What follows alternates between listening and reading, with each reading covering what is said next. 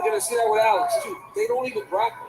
Right. They just limit the grappling exchanges until they get a chance to get back to their feet. Hello, everybody. Welcome to the Outrageous Wrestling YouTube channel. I got home a little late. I'm on the West Coast. The 3-hour time is a little difficult for me, so we're joining the UFC already live. MVP is already fighting Gary.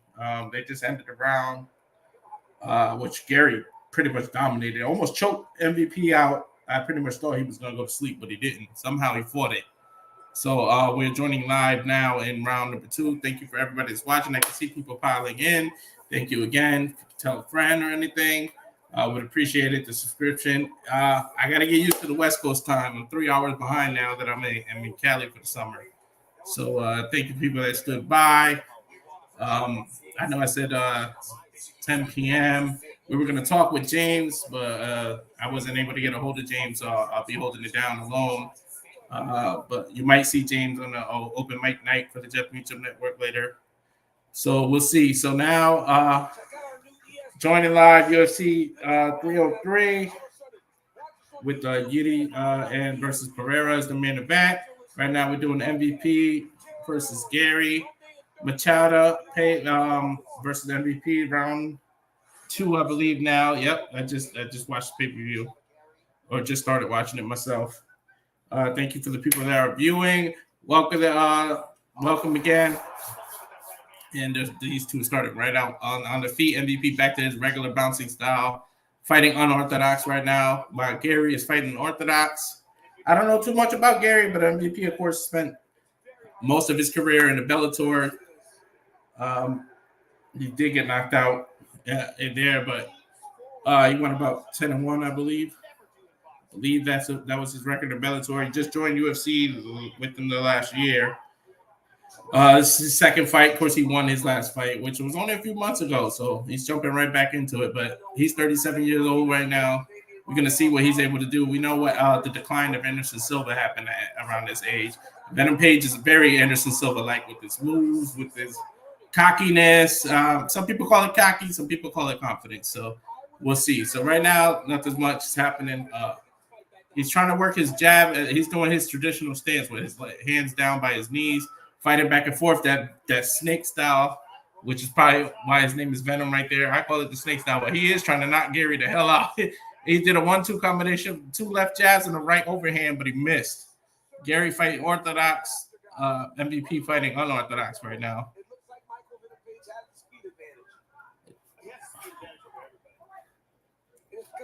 They're saying the advantage is MVP because of his speed and everything. Good leg kick by MVP, trying to take Gary's legs out, which is pretty easy. He's giving him the target because Gary is very front leg heavy. His stance is front leg heavy. MVP's is like that too, but he's so quick that he moves it out of the way before you try to leg kick him.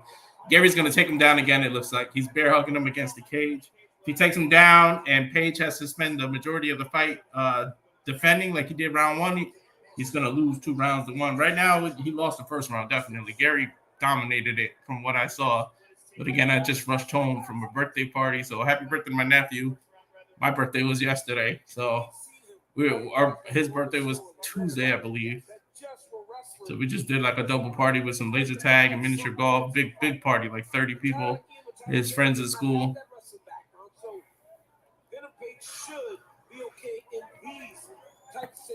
It's going to be when he gets beat very badly and he can't recover is where he's going to struggle. They're up against the fence. Gary with a couple of high knees. As long as MVP can stay on his feet, he's okay. Once they went to the ground, Gary dominated the first round. Gary punching his MVP punching Gary's left leg right now, his thigh, trying to take out that leg right now. What he's trying to do is distract him by hitting his leg to try to make the grip loose because MVP is really gripping him right now. He's got him in a bear hug against the fence. MVP looking at the ref like, are you going to separate us? He's not doing nothing. He's literally just holding him against the cage. But MVP's got to fight his way out of there. There is no ref saving him. They went to the ground, but MVP stayed on top. But Gary does have a hold of Gary's leg. He can very easily submit him from this position. An ankle pick MVP's left leg is like under Gary's body. You could get a foot injury quick. There it is, leg lock. Exactly what I said. MVP's got to pull his leg out, as Joe Rogan was just saying. The problem is that MVP's 6'4", 6'3". So those long legs get caught easy. Gary, you're giving Gary a target. Oh, he got up. He got out of it. So now they're fighting back and forth. 1 minute to go in round 2. MVP standing now. He's southpaw. Nice double combination there.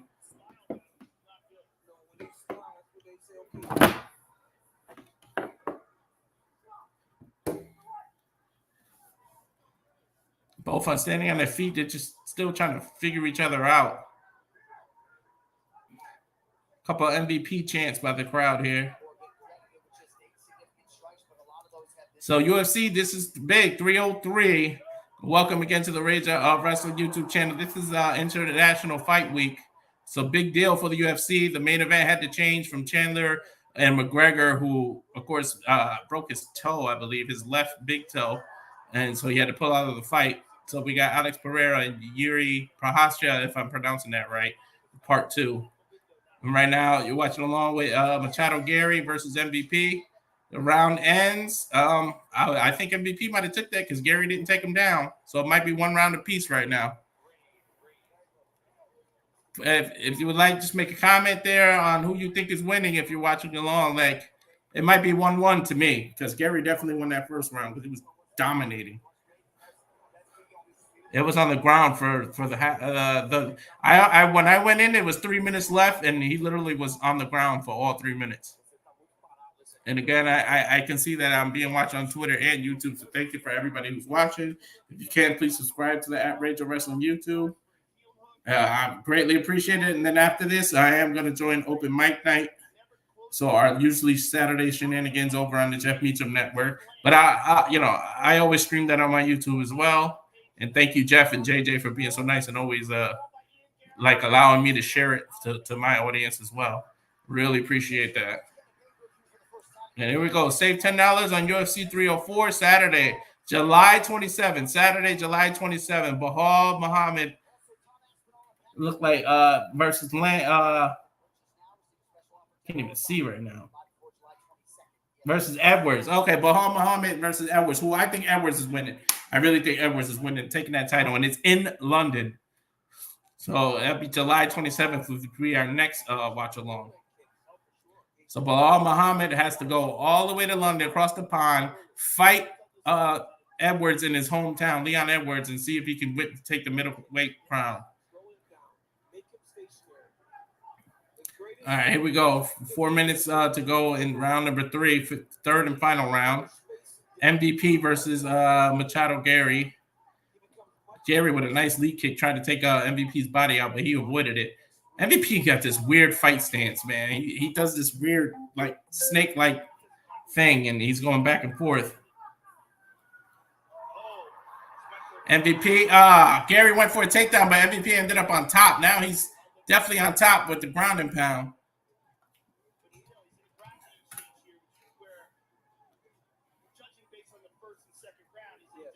MVP's on top. Gary trying to do like a triangle leg lock. He's got the MVP's lower body locked up, but MVP's the one on top. So I don't know how the judges are going to score this right now. Joe Rogan is saying that Gary's just all he's doing is being in a defensive position. You got to adjust your legs up.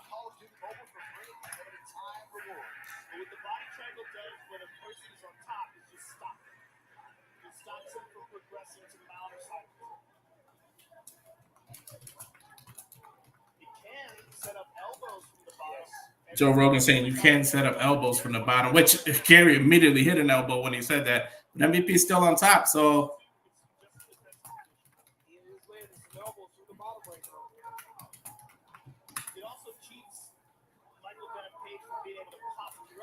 see, yep, MVP. Oh, so what the leg lock is doing that Gary's doing, what Joe Rogan is pointing out, is it stops MVP from being able to posture up to do the ground and pound.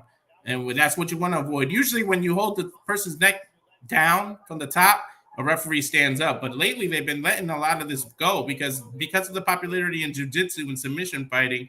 They let people work. They don't just immediately stand you up. Back in the olden days, they stood them up quickly. They didn't really understand the groundwork like that because fans found it boring. People would boo. People would do things like that. Man, MVP swinging for the fences. He tried to knock Gary out with this fake right punch and an overhand. Fake left jab and an overhand right. MVP's popping off now. He's measuring these shots. Gary left himself open. Gary going for the double leg takedown, and he got he kind of got it, but MVP landed on his leg, and then a bulldog choked Gary on the way down. He's got a bulldog headlock. So I don't know if you would count that as a takedown. I got to hear what the commentators say. I'm really not sure if that's a takedown. And now Gary jumped on MVP's back trying to choke him out. It's a weird position. So now we'll see how the judges. MVP pretty much was on top half the round. We got 1:25 left. And Joe Rogan saying that he's threatening at least. But he's too high on MVP. MVP can slide from the bottom and flip Gary over the top of his head. That's what it seems like. When you got it on too high like that.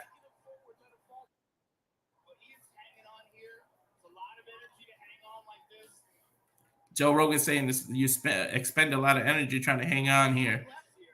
Yeah, he's swinging at MVP, but it's to get MVP to lift his hands up to try to block so he can get the hands locked under the chin better. But it is not working. MVP's defending well. It's all about wrist control. Submission is all about wrist control. It looked like MVP can literally shake Gary off like a dog shakes fleas, but he's not going for it. He's just fighting wrist control. He might think he did enough to win this round, but you don't want to leave it up in the judge's hand with somebody on top of you. Even though, so Gary is right now is on MVP's back, and MVP's like bent down towards the ground. But, if you end the round like that, it might look bad in the judge's eyes, and Gary could sneak the round away. We got 10 seconds left. Pretty much the fight didn't live up to as much hype as the talk. So we're going to go to there it is. That's the end. I think we're going to go to the judges now. I don't know who won that. He had Gary on top of half of it, and then Gary at the end. Gary might have did enough at the end to look good in front of the judges because MVP was just content wrist control fighting. So I don't know what he's going to do here. We're going to some replays of a nice jumping side kick by MVP, but Gary caught his foot, and that's what ended up with Gary on top. So this is round one. And then he flipped MVP over with his back, and then he put a triangle leg lock, and then he just choked MVP out, but MVP survived. He did not quit. He had it deep, too. I thought MVP might have been tapping out before I logged on here. Showing highlights of the bulldog choke I was just talking about. So this is round 3 here.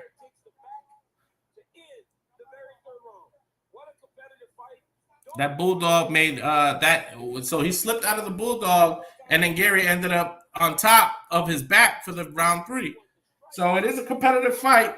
I don't know who the judges are going to go for. From what I see, Gary clearly won round 2. MVP clearly won round 2. Gary won round 1. MVP won round 2. So we're going to see what round 3 is.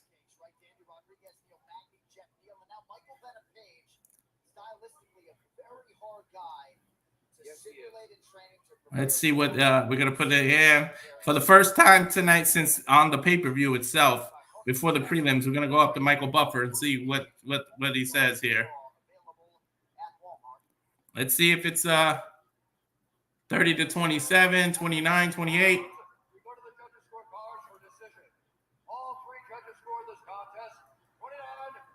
29-28, all three. It might have been Gary. It's still undefeated. Yep, Ian Machado Gary, he won. So they gave the judges gave him round 1 and 3. That second round was definitely MVP's. Otherwise, it would have been 30-27. MVP hugging him, shaking, showing good sportsmanship, good fight. I mean, pretty much you could have gave that to anybody. They both fought hard in the third round. So We're gonna go to the Joe Rogan interview with Ian Gary, who's from Ireland. Talks like McGregor too. He's very cocky and confident. Joe Rogan said it was a difficult fight, difficult to prepare for. Gary said nothing surprised me. I knew how good he was. He said he wants people to attack that lead leg, and I didn't fall for it. Patience is the key to victory. Ian is now 15-0. So maybe a new star on the horizon here. And MVP was his first big test. He said he defended the heel hook very good in the second round. Tonight was an awesome fight. I'm coming for the world title. I'm undefeated, 15-0. I don't care who's next, where it is, when it is. I'm going to eventually be the UFC champion. Sorry, I'm a little distracted. I looked outside the window and my brother's dog, Teddy, the pit bull chasing a deer. It looks hilarious.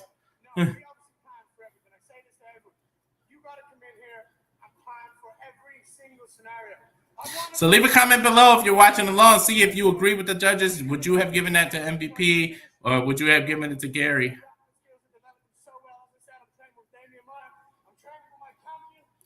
Ian saying that he's training with his champion, pointing everybody out.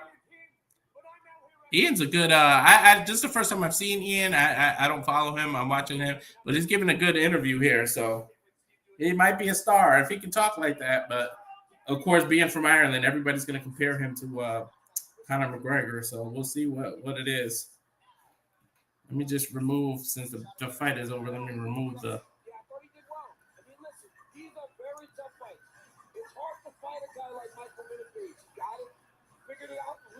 That the wrestling and the grappling would be his key to victory. He got to the position he needed to in the end, and he got the victory. Great job. Get some better lighting in here.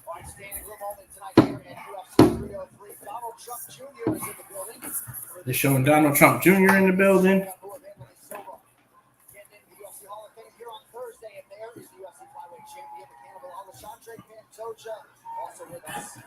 Showing Uriah Faber. They're doing the typical celebrity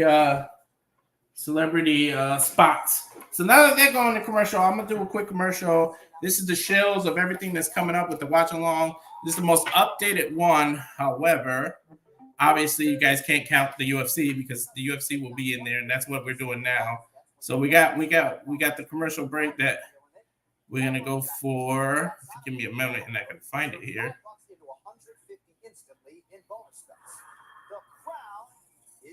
This would be the most updated. So we'll be back after this message.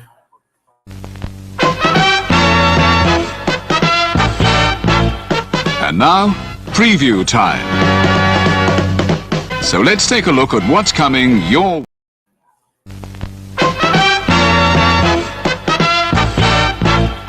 And now, preview time. So let's take a look at what's coming your way.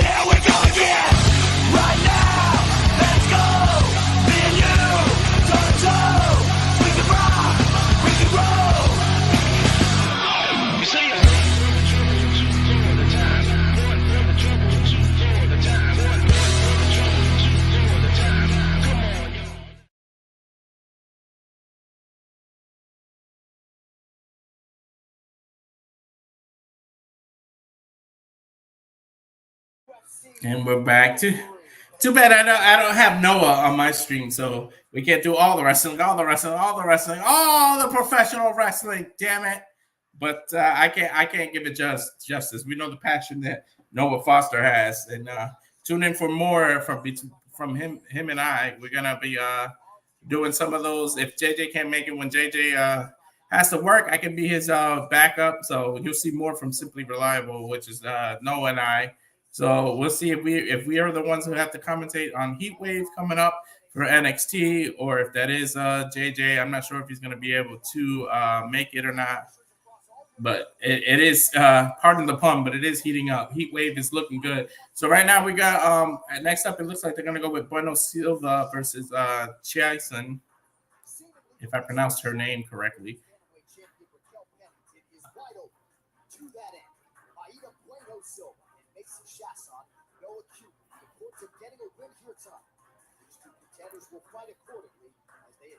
Going into a UFC package here with them.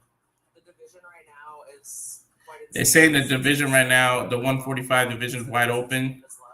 So they're doing a bit of Tyson. So comment there. See your predictions of who you think is going to take this. Maria Buena Silva is from Brazil, Brazilian Jiu-Jitsu black belt. She's trying to get back to the front of the line after a couple skids and losses. So this is if they can show it. I'm trying to see what number she is ranked, but they're showing highlights of her last fight where she beat the bricks off Holly Holmes and got her in a shoulder, in an arm bar, and literally popped Holly Holmes' shoulder out of pocket.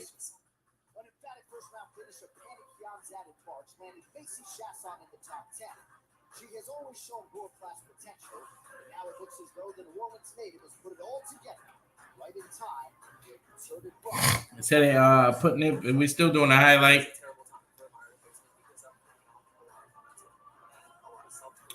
James, if you are watching, comment. I'll send you the link. We can still do this together. I know you were. I kind of hit you last second because of the timing of the East and West Coast.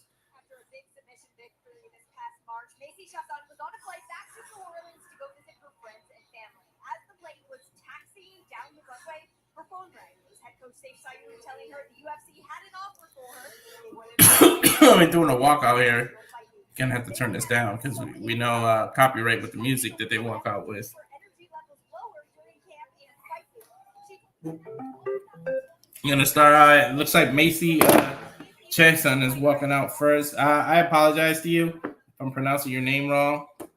I mean, I know you're American from New Orleans, but her name, you can see the spelling there, C-H-I. I don't know if it's Chasen. Let me turn up my TV a little.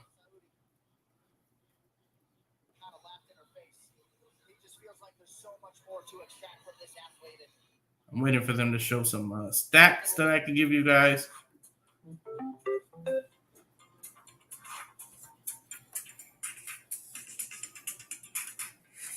Sat down with her on Thursday. The confidence is just spewing off this lady. Well, if anybody can extract it,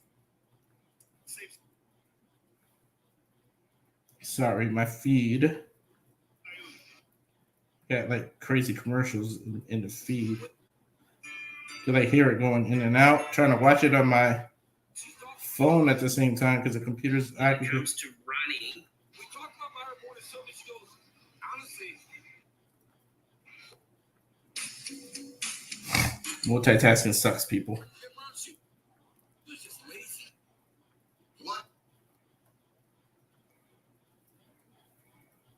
That's why she's not the champion today. She said.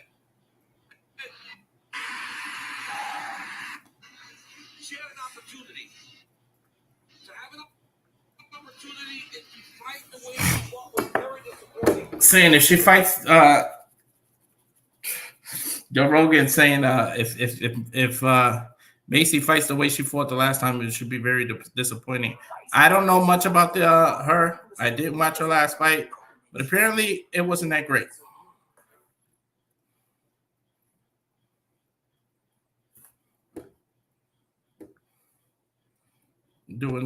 She's in the fighter's pit is what I call it, checking her mouth guard and getting her last minute corner instructions.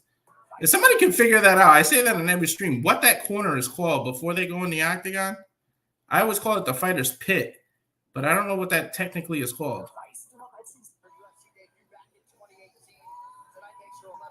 And now Myra's coming out and said made her UFC UFC debut back in 2018. Brazilian Jiu-Jitsu fighter.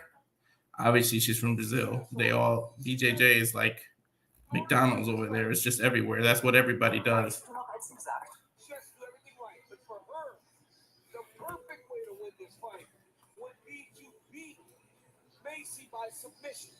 Yeah. Still has shown time and time again. She's a They're saying the perfect way for Macy, Myra Silva to win, it will be a submitting. All right, so she's 3-1, one no contest in her last fights. Second highest submission after or her submission rate in the UFC bantamweight history. She's awarded UFC contract in Brazil week 1 in the house.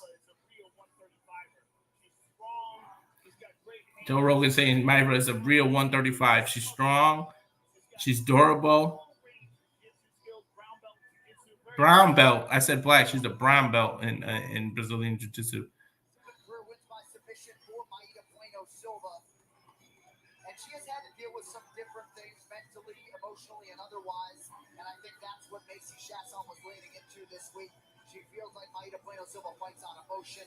She also acknowledged that Myra saying they're saying that Macy says Myra fights too much on emotions, and then that's what will be her downfall. Because when you fight, and it's true, when you're fighting on emotions alone, you're very easy to get countered, very easy to be vulnerable. So tell her to take Silva is 32.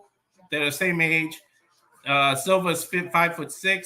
Macy is 5'11". Silva came in at 136. Macy 135.5. And Silva has the reach advantage. We go to Bruce Buffer for introductions. So Macy's gonna come out of the blue corner here.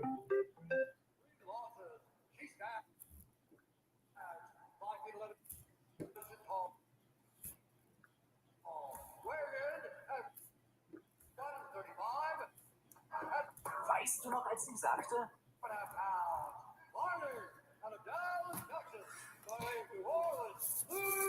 So she's fighting out of Dallas, Texas, but she's originally from New Orleans, Louisiana.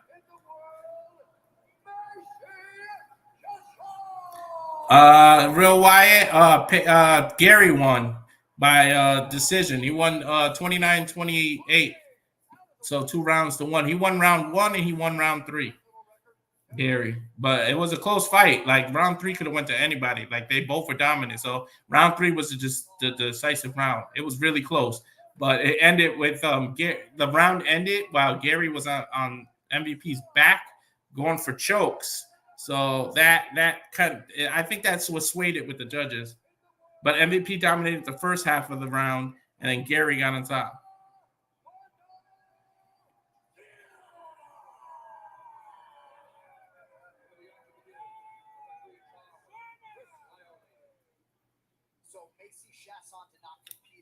Chasson. So it's Chasson now. Now I know how to pronounce it because Joe Rogan just said it. physically she looked outstanding in submitting Manny Kianzad when she returned back in March, and you can just see in terms of the muscle mass. The referee asking if the fighters are ready. They give good handshake, and here we go, round 1. Silva versus Chasson. I should have known because a lot of people from Louisiana are like French. So that's what that is, like a French pronunciation. Let me take this overlay out so I can be in full.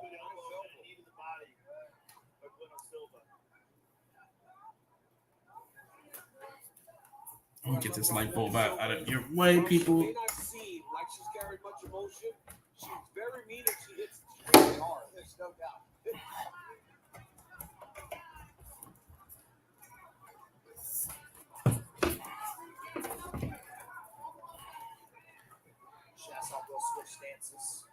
Chasson switching stances. Actually, let me just turn on the overhead light.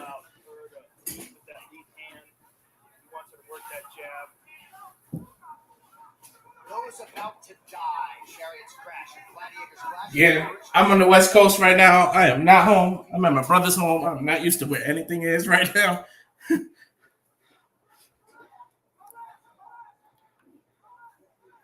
All right, looks like they're just feeling each other out right now. Silva with a couple jabs, couple of nice kicks to Macy's stomach, right to the abdomen. Now she's got her in that Muay Thai clinch where you pull your opponent's head down and right to the knees. So she's a Muay Thai fighter as well, not just most people who do jiu-jitsu do a lot of Muay Thai. I noticed that with Anderson Silva as well. That Muay Thai plum is what they call it.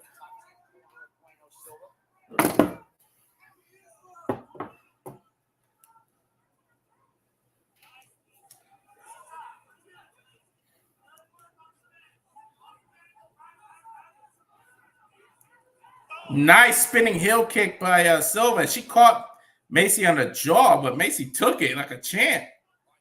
That would have knocked the average person out. Coach yelling 1-1-2 down the middle. They're rotating. They are in the middle of the octagon right now. It looks like Silva's looking for that one punch knockout, or looking for Macy to make a mistake where she can take her down and use her submission and use her jiu-jitsu to her advantage. Macy with a couple of Macy's getting some couple of low kicks, and then Silva coming right in the middle. Good knees to the body. Macy might go down. There's some huge knees to the body. And here we go. Now she's trying to take her down, Silva, for the body, but she didn't switch levels. She just tried to take her down standing up. And Silva's 24 of 30 punches, 80% on significant strikes right now. 80% of her punches are connecting.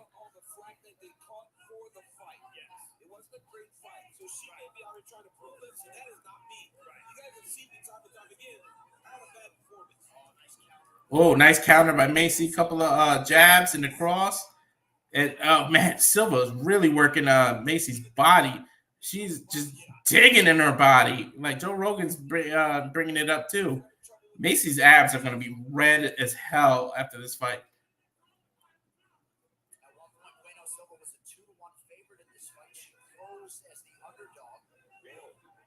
Silva is attacking his body hard.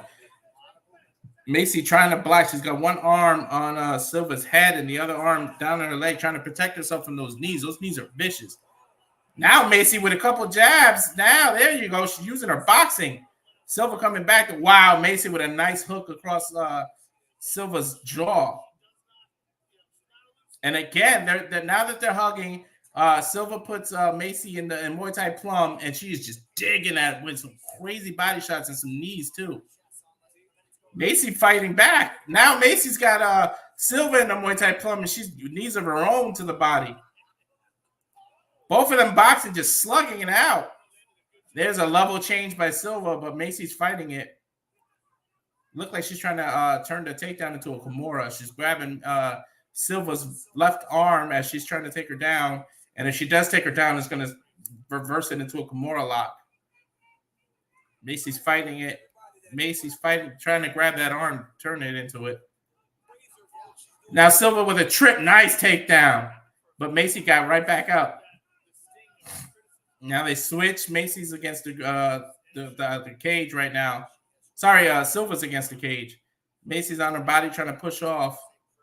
Trying to separate, cause separation. And again, want to thank you. That's the end of the round. Thank everybody watching live on YouTube. We do this every time there's a UFC event. We do the live UFC watch-alongs. Thank you to the people who are watching both on Twitter and YouTube.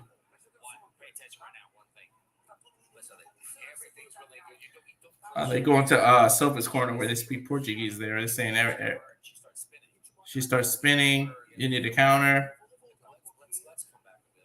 Let's come back a little. If she shoots, you punch her. Silva's the one shooting. Macy didn't shoot at all. So they're showing replays with a highlight. That spinning heel kick right across the face. Macy ate that. Nice right hand inside. Nice close, dirty boxing is what they call it. I don't know. To me, Macy won that round. Silva won that round. So it should be 10-9 Silva, in my opinion.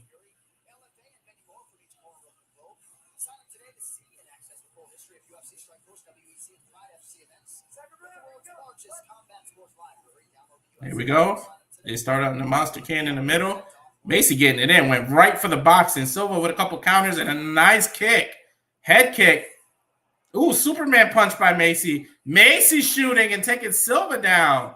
Wow. Do you really want a Brazilian Jiu-Jitsu on the ground with you? Immediately, Silva went for the triangle. Oh, she slipped. She still got a high guard there, high on her hips. She locks her legs around Macy's hips, adjusts her hips. Oh, Macy with a beautiful elbow to Silva, and Silva is busted wide open. She's got a huge gash on the right eye, but I don't think it's in danger of going in her eye because the way the blood is flowing out. But, you know, it's on the eyebrow and it's flowing down, but that's dangerous to get blood in your eye. Silva's on top. Silva able to, she's going over. It looks like she's going to flip this into an armbar. She's going to revert, grab Macy's arm and flip it into an armbar. She's on side control right now. They're kind of resting it. Macy's fighting hard to get that arm. I'm sorry, Silva. Macy's on top. She's not really doing nothing. Silva went back into full guard now. But that was a beautiful elbow that cut Silva right wide open. She's got a long gash around her eyebrow. Now she's just laying there. A couple of light kicks to Macy's kicking Silva on the thigh. I think she's just trying to get the ref to stand her up. There they go. They stand up. They call time. I think they looking at Silva's cut here. Silva's cut bad. It is a huge gash. They might stop the fight here. The doctor might stop the fight. And it was an elbow. Oh, my God. It's an ugly gash. They're asking if you can see it. She's telling the doctor not to stop it. I think the doctor's stopping it. Silva saying, no, I can fight. The ref's telling her to go back in the corner. It is a nasty gash, though. It is like Pac-Man's mouth.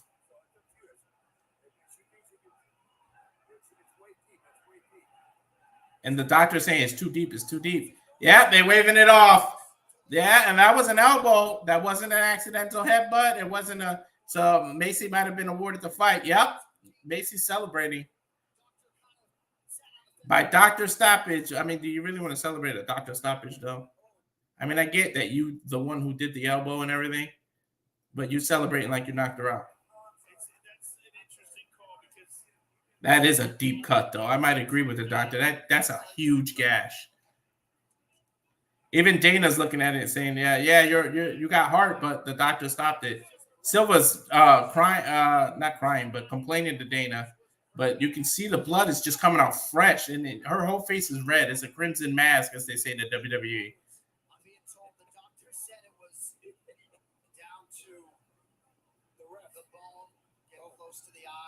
The doctor said it was too close to the eye and it was too deep. That's what happened. So a TKO victory from Macy. It was an elbow. It wasn't an accidental headbutt.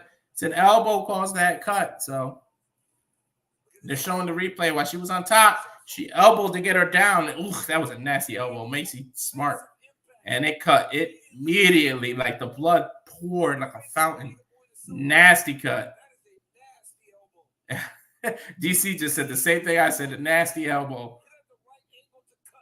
And right at the correct angle to cut.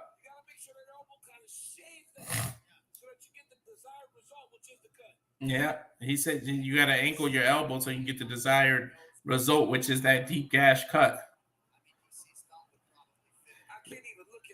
DC saying he can't even look at it. It's nasty, folks. Her eye, her forehead and eyebrow was split bad.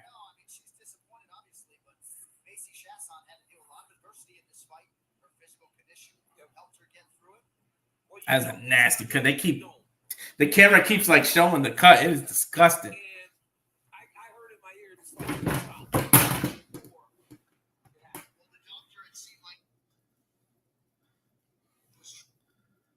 Mi canción favorita de los Smashing Pumpkins comienza así.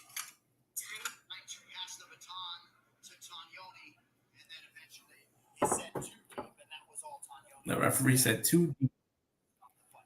Oh, that's nasty. They keep showing it over and over again.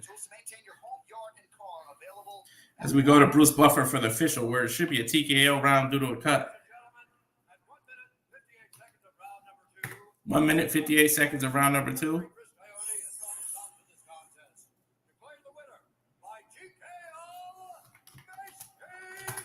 Winner TKO. Macy Chaz. That's an ugly cut, people. Joe Rogan interviewing her.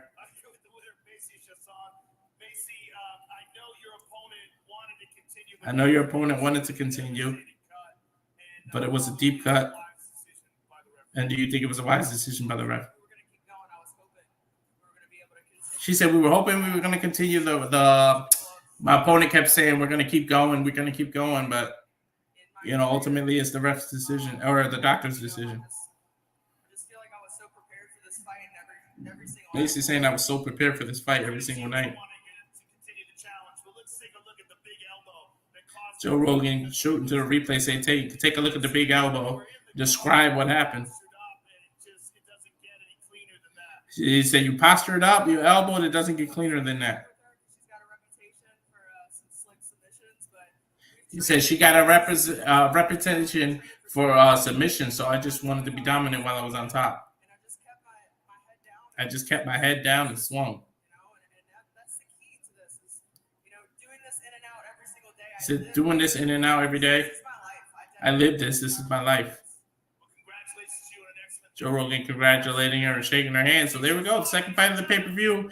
Not the greatest ending. TKO victory for Macy Chazon. TKO due to a doctor stoppage. That was a nasty because they keep showing it. It's like, ugh. I want to look away, but I can't. But it was a huge deep cut. So they're going to default because that fight ended. So they're going to default to talking a lot. As we get a shot of Taylor Lewin,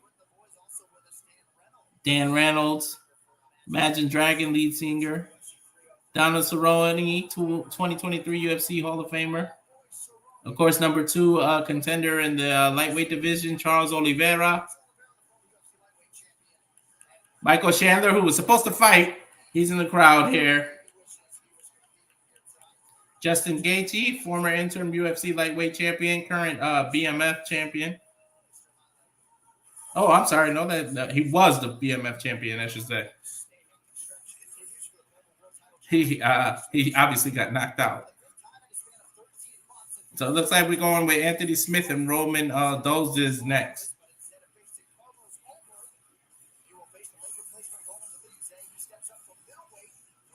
Who was he's a middleweight fighter. This is a last place replacement. Roman stepped up on like 2 weeks' notice, so stepped up from 185 to 205. You see if Roman can step up and beat Anthony Smith.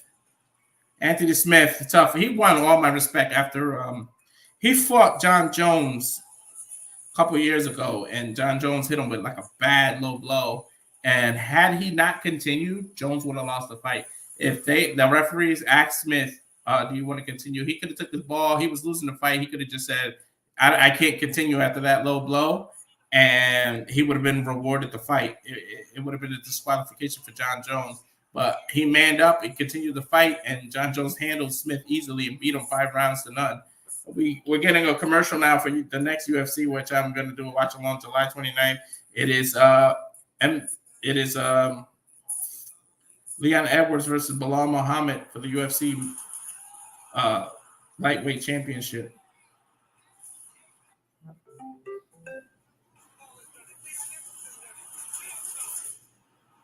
So yeah, since they're doing an advertisement for July 27th, I think I said July 29th. Sorry, that's actually the anniversary of my sister's death. That's why that date stuck in my head. But it's Leon, and I said lightweight as well. It's the welterweight division, 170 pounds. Leon Edwards, Bilal Muhammad, 10-fight winning streak. I really think Bilal Muhammad is going to take this. I really, really think that he's going to be the champ. So I'm going to go to commercials. Just a quick shills. I'll be right back. This is just a quick shills of how you can follow all of us on the Jeff Meacham Network. So I'll be right back. Hopefully the highlight video is over and we can get to Anthony Smith versus Roman. The Jeff Meacham Network, Multiverse. Sorry, picked the complete wrong one.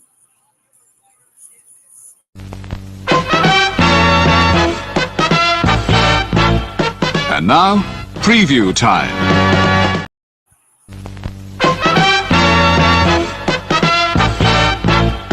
And now, preview time. So let's take a look at what's coming your way.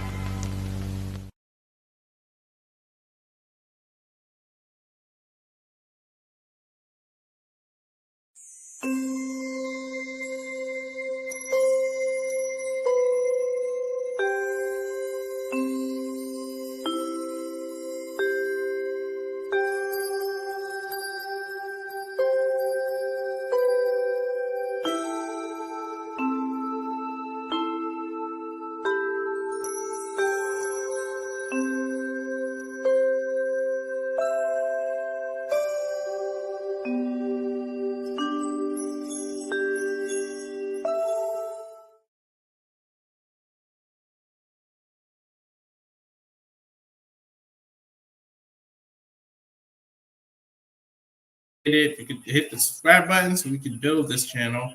But of course, I'm Walter. I'm Brave to Wrestling, Mr. Reliable, part of the Jeff Beecham Network. We're trying to grow this channel. They're still showing Aspinall and Blades. This is the second time they're going to fight. That's part of the next one.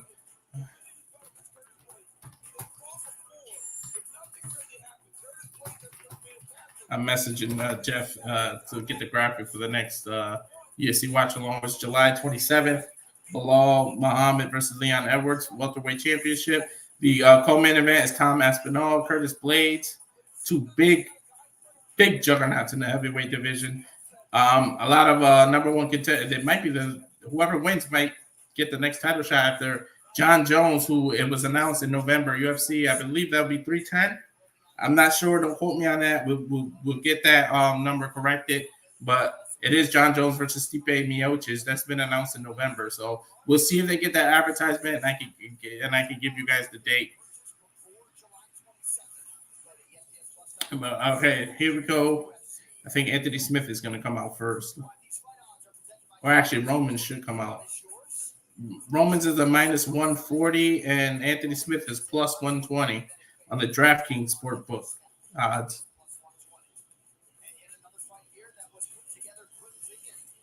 Quickly put together fight. They're saying it was Roman's the last place replacement. Anthony Smith 38-19.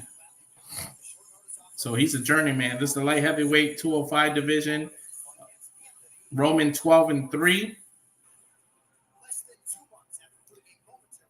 Anthony Lionheart Smith.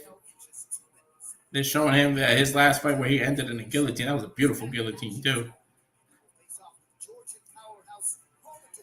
And Roman Tavinsky is from the country Georgia, not the state Georgia. Stepping in. Anthony Smith saying people are excited to watch this fight because of the skill sets. He said we're both dogs. When things get hairy, we continue to fight. Roman said it's a good matchup for me. It's a scary matchup for me, I should say. I'm used to middleweight. I'm 185, but I stepped up to 205.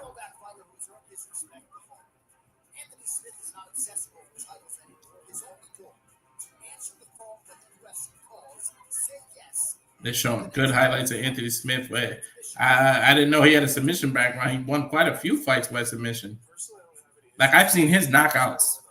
Crazy knockouts. And excuse the noise. My nephew just got home, and he's going to be riding his quad right outside the window. So you're probably going to hear a quad four-wheeler turn on right now. Like, again, we're on like a 10-acre property in California. So, I mean, he can ride around, but he might get far. But when it first starts, it's going to get loud. I can see him on the quad right now. I think he's trying to start it.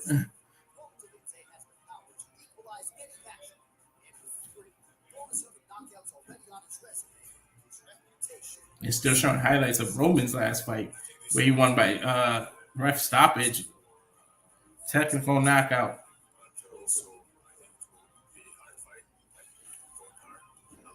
They're still on their promo package.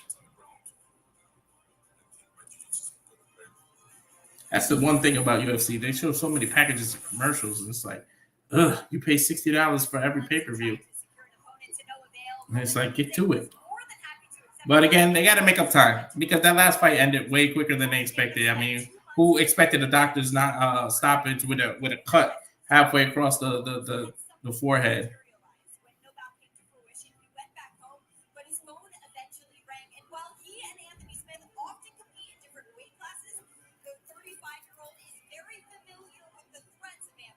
Here, Roman is coming out first, 35 years old. Born in Georgia. He's one of 8. There's 8 Georgian fighters in UFC history. Who I am and what I do isn't indicative of a weight class, is what he's saying. Because he's stepping up. They keep making a big deal that he's stepping up. I think they're trying to build an excuse in case he loses. It's like, hey, he's not used to being at 205. But, I mean, the jump from 185 to 205 is not as bad as what they make it seem. Because most people that fight at 185, their natural weight is plus 200. Most people are 6 feet and up that fight at the 185 division. They can easily jump back and forth. A lot of people jump from the middleweight to the lightweight, heavyweight, and back. And look at John Jones, who went from 205 to like 285. He jumped from light heavyweight to heavyweight. So, I mean, it's a lot of weight, but with muscle and different things, it's a lot of weight to cut, in my opinion. It's easier to gain that weight back than to cut it. I mean, we've seen the stories and the history of people cutting weight. Cutting weight is the most difficult part of MMA fighters. I mean, they get paid all the money in the world, but you've seen what, for you that watch UFC a lot, you can follow the history of like people like Amanda Nunes and how she had to cut because there was no 135 division at no point, or 145. It was just 125 and 135, and her weight cuts, like you've seen her get sick, shaking it. I don't know if you guys ever saw that video. You can comment, but she was shaking like at one point. She was really sick, trying to make weight cuts to 115 to 125. Weight cuts is a serious deal with UFC fighters, which is why I think they opened up more divisions. There's a lot more divisions in the UFC than when it first started. I mean, they changed it. Light heavyweight was 205. There was no light heavyweight when UFC first began. Then they changed it. I'm waiting on an introduction. I think the Lionheart is coming out next. They're just showing Roman in the octagon right now.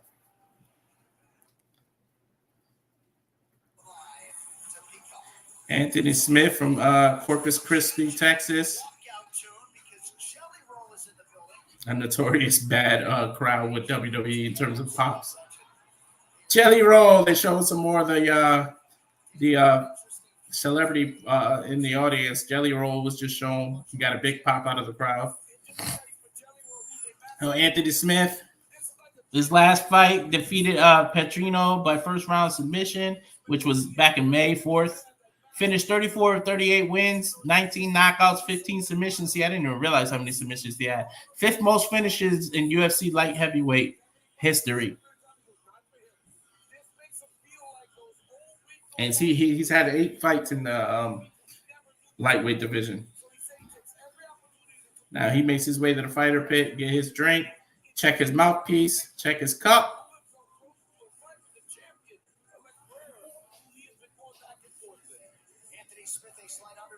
Getting last-minute coach instructions. Joe Rogan saying he's a real veteran. His keys to victory: use his height and reach, dominate grappling exchanges, ride the momentum of his last underdog victory. Anthony Smith looks a little heavy. If they're saying he's 205, he must have cut the 205, and he's fighting maybe 215, 220 right now. He doesn't look as ripped as he usually looks. He might have had a bad weight cut camp. I want to see if he came in overweight. Props to watch. Smith to win by knockout is a plus 350 in the betting. Smith to win by submission plus 800, and Smith to win by decision minus 400. Those are your DraftKings picks. You got about 2 minutes to make some last minute picks on DraftKings because the fight's about to start. As we toss it up to Bruce Buffer one more time for the introduction. So here's the tell of the tapes: 35, both 35. Smith 6'4", Roman 6'2". Smith came in at 206 when they weighed in. Roman right at the 205, and they both had 76-inch reach. So not too much advantage for Smith. He just has the experience advantage. 3 rounds in the light heavyweight division. Introducing first out of the red corner, Roman. Let me see how you pronounce his last name. I think it's Doldage.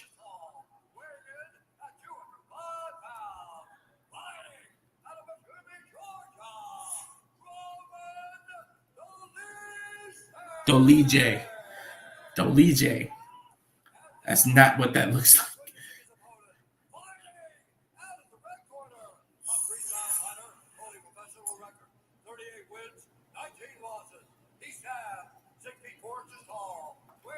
Just to show you guys what this looks like. This is the fight we're getting up there.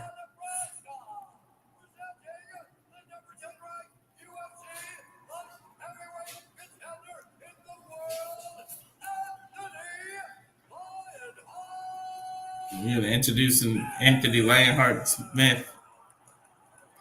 Jelly Roll saying, let's go. Okay. I guess we know who Jelly Roll's going for. Final sound of the night for one of the best of the business, Mark Goddard. Red De La Cruz is here as we get ready for this featured bout in the UFC's light heavyweight division. Of course, the belt. I'm looking forward to the next fight. I'm going to guess it's going to be Ortega versus Lopez, but Brian Ortega, man, he gave me some heart. When he popped out, I don't know if you saw a few fights. This is about 4 or 5 years ago. One of his fights, he hurt his ankle jumping up and down during the introduction and still went out there and finished the fight. Like, that shows me a lot of heart, a lot of guts. Ortega didn't do well when he got his title shots, but, I mean, I gained a lot of respect for Ortega.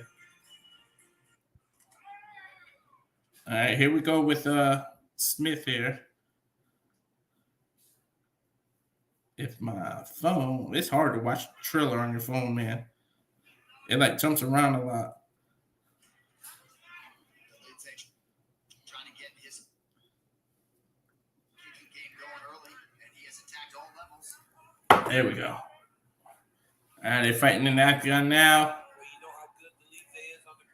Roman with a cut. It's funny to call a UFC fight of somebody named Roman because it makes you think of the tribal chief Roman Reigns, who we still acknowledge. Solo is not the tribal chief, but anyways, that's a different topic for a different night. Smith is in the green, Roman in the black. This might have a light heavyweight title stance, so whoever wins might be a step closer to getting a light heavyweight title shot. Both extension heavy leg kicks. Roman doing it thrice in a row. Smith responding, but that time he didn't. Now they're going back into boxing.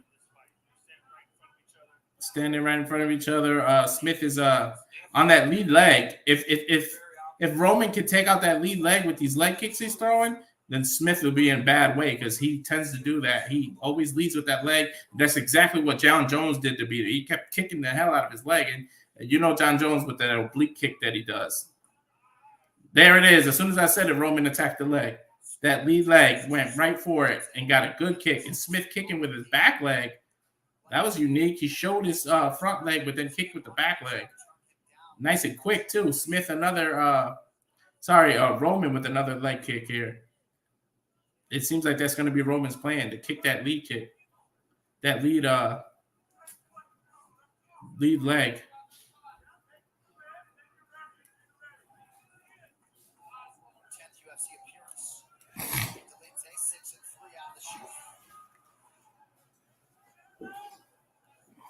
You guys, excuse me for 1 second.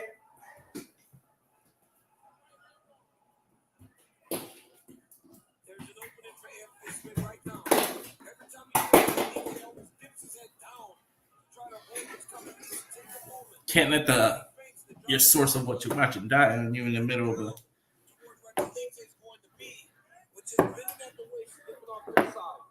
of doing a stream there. Unorganized people.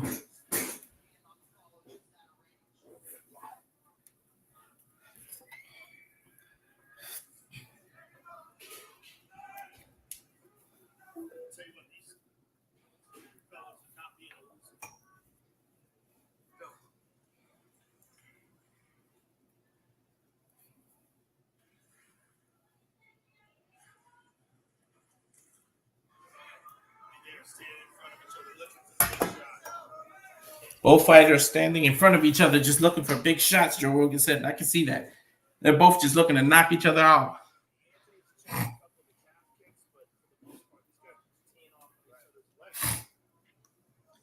Smith with a couple jabs. Minute 20 left in round number 1. This is a very even round. I don't know how you would score it. Like, nobody's really dominating. Every time one does one thing, the other responds. I don't know if there's too many.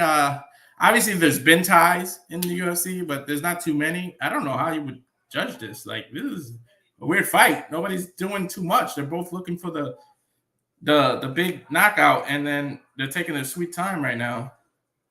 Ooh, Roman caught a nice uppercut on Alex that wobbled him a little. That might have won him the round right there. 46 seconds left. Good timing on that uppercut by Roman.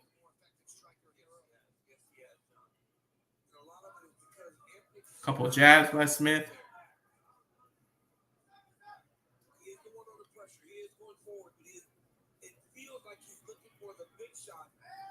DC saying it looks like they're both looking for big shots and they don't want to take risks. Yeah, this is a weird round to judge. Both corners saying, let's go, let's go.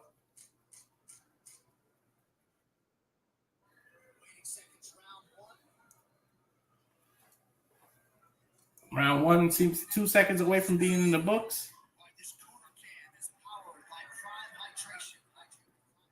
Trying to turn it down a little.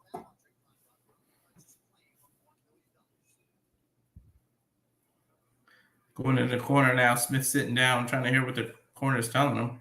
He doesn't want to sit down. Ice packs to his chest. Roman might have stole that round with the that uppercut that kind of wobbled Smith. But other than that, I don't know how you would judge it. They both, every time one hit or looked like he had advantage, the other one would hit. So, I mean, I don't know how you would call that. Let me get the overlay out of here now.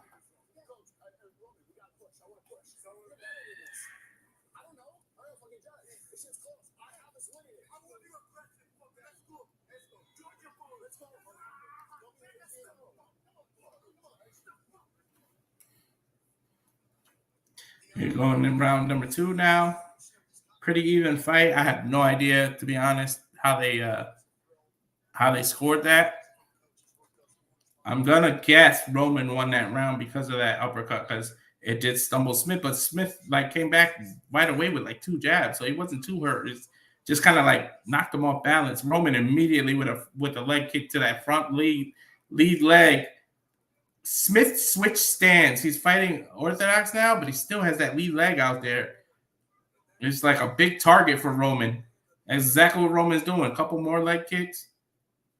Smith keeps lifting the leg and pretending he's going to kick, what he's doing these light kicks to Roman's knee, but they're not effective at all. They're just kind of feel me kicks. Smith with a couple of jabs. He switched stands again, but then he switches again. He just switching stands back and forth. Smith with a nice kick from the back leg again. He's showing the lead leg, but then he kicks with the other leg, which is smart because you hit a head kick with that. You might not be able to do all the power because it's not your lead, but you fake your opponent out and they might drop their hands and you can catch them flush on the temple. Roman coming in rushing, takes Smith down. I think Smith kind of fell. I don't think it was a real takedown. But Roman's on top taking advantage. Ground and pound. Smith kicked him back. Push kicked him, but it seems like Roman's right back on top. Hammer fist. Smith is, Smith definitely losing this round, folks. Roman's just now getting on top. Smith's still on the bottom. But you know what? If you're Roman, you don't want to tire yourself out with these punches. Now Roman's riding Smith's back. Smith fighting for wrist control. And again, I want to thank you for those that are watching on Twitter and on YouTube. Thank you again for tuning in to the UFC 303 watch along. Alex Pereira versus Yuri. I hope I'm pronouncing that. I'm not even going to try his last name anymore. He's from Portugal, so it's just hard. Prozaka, I don't know. It's hard. but I'll call him Yuri. I know I'm saying Yuri right. We got 2 minutes and 46 seconds. But again, thank you for tuning in to the Rage of Wrestling. It will be on the open mic night right after the conclusion of that main event. If we can see if Alex will defend his middleweight title, if he won by knockout last time. Again, it replaces Michael Chandler versus Conor McGregor, who injured himself again during training, broke his toe. But now we going back to Smith and Roman. Roman is like behind Smith and doing these rabbit punches to the ear. A couple of them catch him on the nose, but Alex is defending like this, but the punches are coming from behind and just catching Smith on the right ear. Wrestling for position. And Smith definitely lost this round. I don't know how you judge the first round, but so it might be 2-1 now because, the uppercut that stumbled Alex.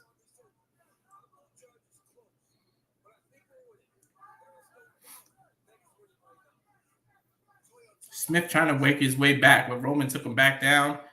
That's worse. Smith is on his knees, leaning forward, kind of like when you have a stomach ache. That's bad. If he gets stretched out, if he can flatten him, it's over. Roman might be able to sink the hooks in a choke, but Smith is doing well with the fighting of the wrist. It's all about wrist control and submission, grappling. Smith trying to use a burst of energy to get up, but Roman put him right back down. Now he's kneeing his leg or his thigh. He's kneeing Alex's right thigh, trying to keep him down. Joe Rogan saying this fight changed so much in this round because of the takedown. And I honestly don't think it was a takedown. I think Alex slipped, but Roman just took advantage of it. He's riding his back. My nephew and his friends are still trying to figure out how to turn the quad on. I think my brother needs the quad to help.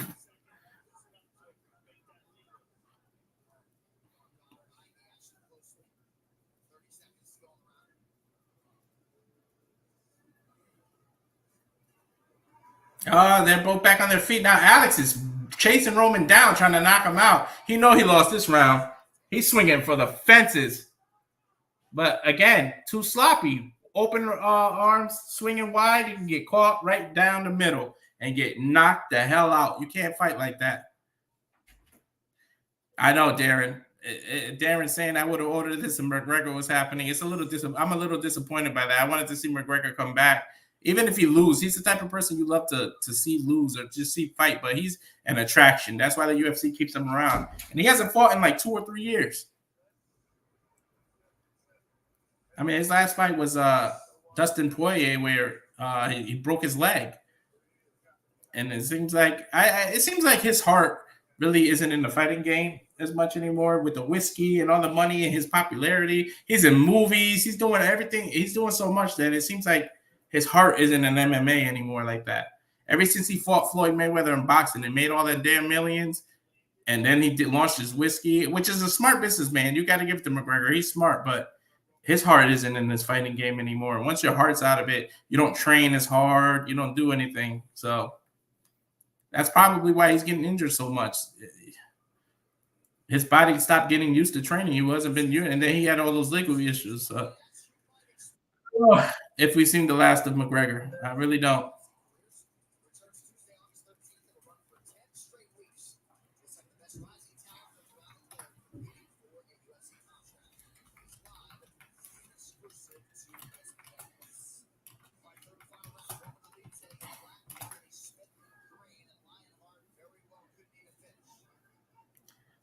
And Darren, thank you for saying just like Nate Diaz, all he is mouth now. Yeah, he's boxing now. I think he's gonna fight Jorge Masvidal, but in boxing now. The last I've heard, that's coming up. But yeah, once your heart is not in the game anymore, you don't find any reason to fight. And Roman's playing around now. He's literally doing that Russian dance. Smith is going for some leg kicks, but he's just dancing.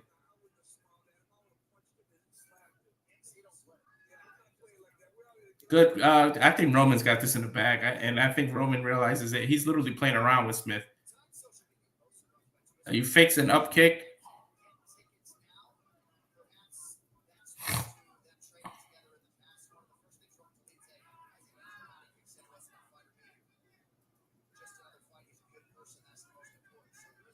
Smith needs to do something. He needs to score a knockout. And it's not like he ain't trying. He's swinging for the fences. He's just not connecting.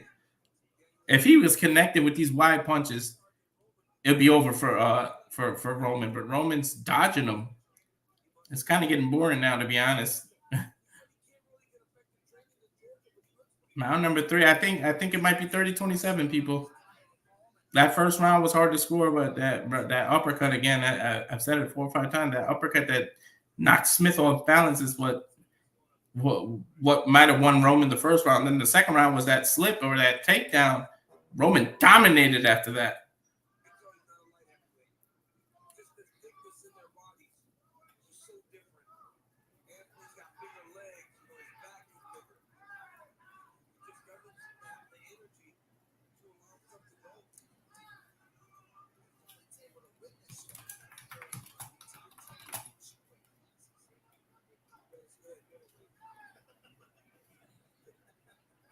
Literally all the commentators are just laughing and joking. It's like they're not interested in the fight anymore. We got 2 minutes and 40 seconds left. Smith needs to pull something out of nowhere. We've seen it. People, Leon Edwards is the next fight coming up. We've seen him literally knock out people with like 30 seconds left. So we've seen it done, but Smith looks like he's down. He's out. He lost. So he's going to have to pull something out of the air. In the last UFC watch along, we saw, for the BMF belt, we seen Gaethje get knocked out. Even though he was going to lose the fight regardless, there was seconds left at the bell. He got knocked. Max Holloway pointed at the octagon and was the greatest knockout. I don't think anything's going to top that. And then he knocked him out. He knocked Gaethje out with like 2 seconds left. So we've seen it happen before. But Smith has like 1 minute and 55 seconds to work with here. Again, if you're watching it, don't spoil it because our feeds might be a little different. So I got 1 minute and 45 seconds left. Minute 39. Smith is getting dominated now. Roman's he's playing with his food at this point. And again, this is the last minute replacement. And he's a 185 fighter, but he's 6'4". So easily he can fight at 205. So let's see if he feels comfortable in this division and actually switches divisions. John Jones left 205 wide open. He dominated for so long. And then after he left, people really don't see the next step up. I mean, we know that Alex Pereira stepped up and he's the champ, but he's really a 185 pounder. He's really middleweight. He's not a light heavyweight. He's defending the light heavyweight title, but if he loses, does he stay? Does he fight? Does he finish the rivalry with Izzy, or what's he going to do? So the 205 division is literally wide open.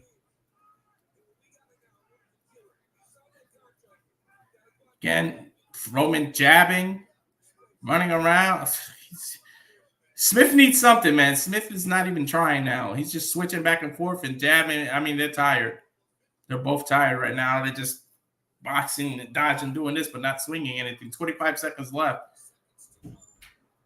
Smith with a couple more jabs. Nice spinning kick by Roman. If you hear the word taco, it's not tacos. That's one of my brother's dog's names, so they're just calling Taco out of the house.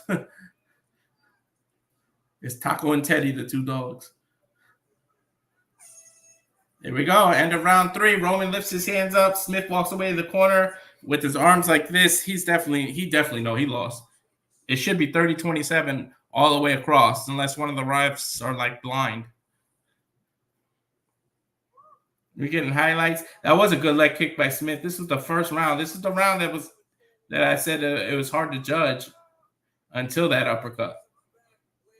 Oh, it wasn't an uppercut. It was a left hand that knocked the. Oh no, that's round 2. So a left hand across Smith. That's what knocked him back, and then Roman just dominated, got on top, and absolutely dominated round 2. And the third round, not a domination, but he still won.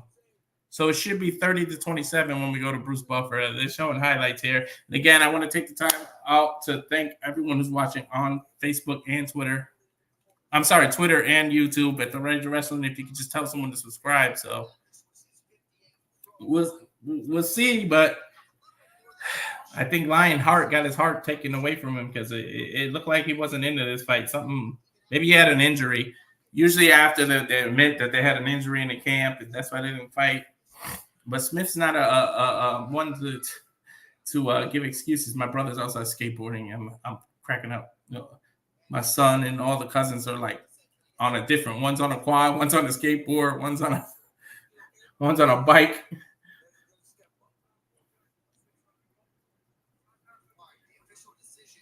Going to the fifth. I guess the judges are tallying up the scorecards here.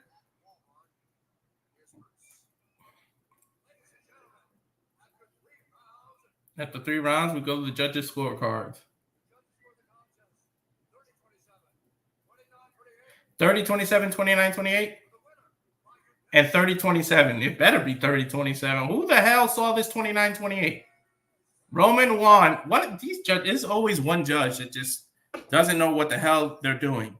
How 29-28? That means they gave Smith that first round. I don't know about that one. That's why don't leave it in the judge's hands, man, because you can get screwed. We've seen some crazy decisions, like the George St. Pierre fight. We know he didn't win that fight. Everybody knows that.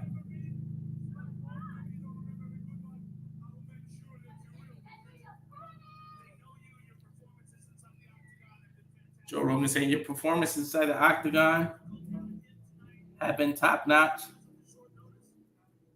Was it difficult to do on a short notice? Roman said if you're always prepared, you don't have to get prepared. Are you going to continue at the 205 division?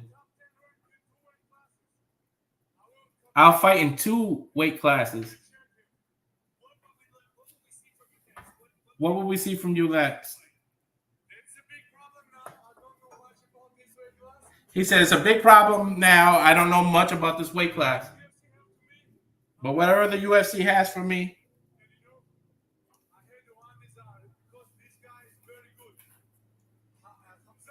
I'll fight very good, he said. His English isn't the best. He said, I'll even try middleweight. He is a middleweight. I don't know why he said that. That was weird. I think he meant I'll even try to go for the middleweight title. So if I got it right with the way I predicted it, yeah, we should be up to the co-main event now. Should be this one, Brian Ortega versus Diego Lopez, which I'm looking forward to. Back to the celebrity, Julia Pena, the former UFC bantamweight. Brandon Moreno, who made a big fan out of me, former UFC flyweight. Miesha Tate, former UFC bantamweight. Kayla Harrison, MMA record 17-1. Everybody's showing off for the camera. Alexa Grasso, the UFC flyweight champion. Who, what's her name? Should be coming up back. Rose Namajunas. We'll see if sorry, she's strawweight, not flyweight. But she has fought the last couple of flyweights.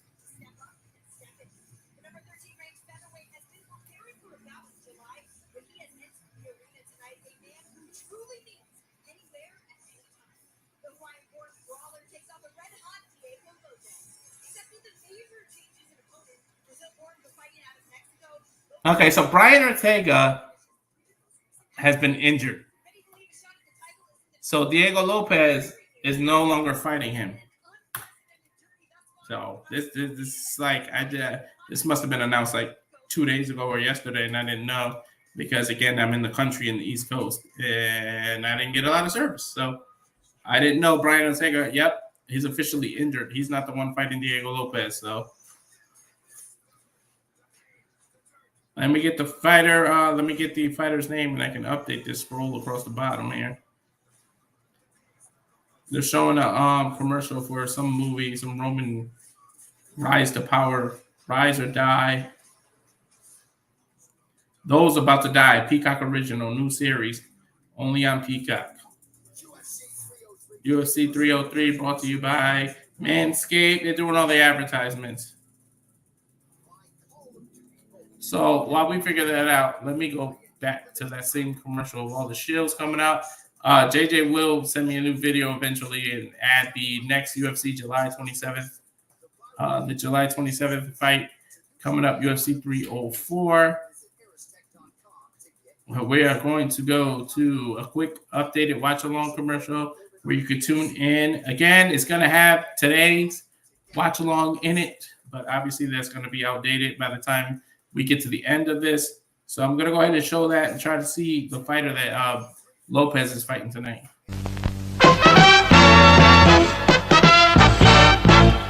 And now, preview time. So let's take a look at what's coming your way.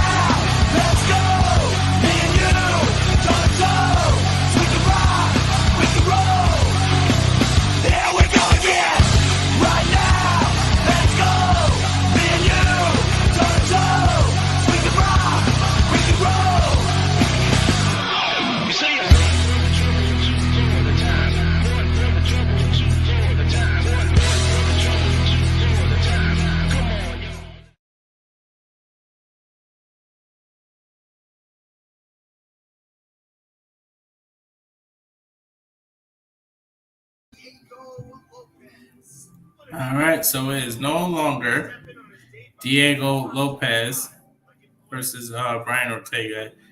It is Diego Lopez versus Danny E.H. Okay, so apparently it's an illness. Brian Ortega fell with an illness. It says just hours before the fight. So this is historic that someone stepped up. That's why you got to always be prepared. Someone stepped up to fight literally hours. Hours before the fight. So there is the updated. It's Danny Each versus Diego Lopez. I know a little about Diego Lopez. I know he's on a fighting streak. Oh, man. Can you imagine that? You prepare your whole camp fighting to fight against Brian Ortega, and then the last minute, the day of the fight, they change your opponent. And I don't know too much about Dan Each. He's a replacement fighter.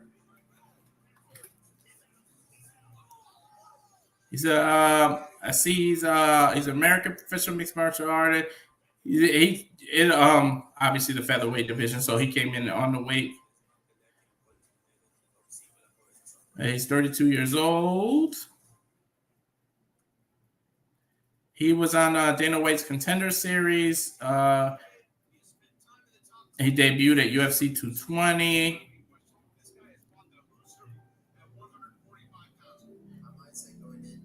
So he debuted in June 9th, 2018 at UFC 225. That is when he debuted because his opponent pulled out. So I'm trying to look up his record for you guys here. He replaced Brian Ortega a few hours' notice. He's scheduled to face Diego Lopez today at UFC at a catweight. Okay, so all right, because of the last-minute replacement, now it's a catchweight fight at 165 pounds. So it's not a featherweight. Featherweight's 145 pounds. This fight is going to be scheduled at 165. So look at the UFC machine putting a fight together. It said literally hours ago. So I wonder what Brian Ortega's sickness is. Hopefully it's not COVID. Hopefully everything's okay with Brian Ortega. This isn't the first time he's pulled out of a fight due to a sickness instead of an injury. So I hope everything's okay with him. We'll see. I hope I don't hear, something bad about Brian Ortega because this has happened quite a few times in his career. So we're going to the fight walk now. And shout out to Dan for taking this on like hours before a fight. You want to talk about short notice? Wow, that must be his walking around weight though, 165 for them to change the contract to a catch weight of 165. Hopefully they put on a good fight, and we all happy with the change. We'll see. Diego Lopez coming out first. He was the betting favorite anyways to beat Brian Ortega 3-1 literally. Diego Lopez from Brazil. There he is at the fight pit now.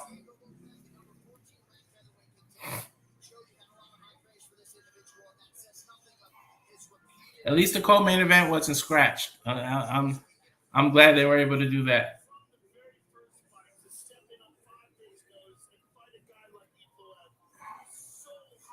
Okay, now they're saying he stepped up. There was 5 days notice that Brian might pull out of the fight, so they had Dan ready, but then they didn't get the notification until hours ago or hours before the fight today. So they had a backup plan because they kind of knew Brian Ortega wasn't at 100%.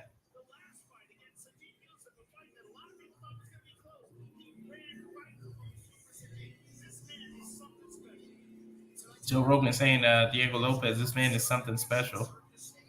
He's getting the Vaseline. Got the mouthpiece in. He's smiling to check on the mouthpiece. Has his cup, and he's allowed in the octagon now. 3-fight win streak. Finished 22 of his last 24 wins came from submissions. 10 knockouts, 12 submissions of his 24 wins. He has 24 wins, and 22 of them have been finishes. 10 knockouts, 12 submissions. That's a pretty good fight. That's a pretty good record, I should say. I don't know if you guys can hear the quad in the background. My nephew's going crazy out there riding that.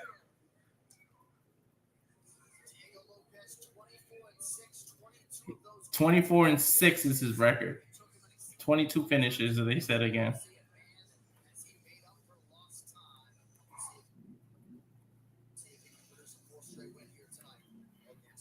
Seeing if you can have a 4th straight win tonight.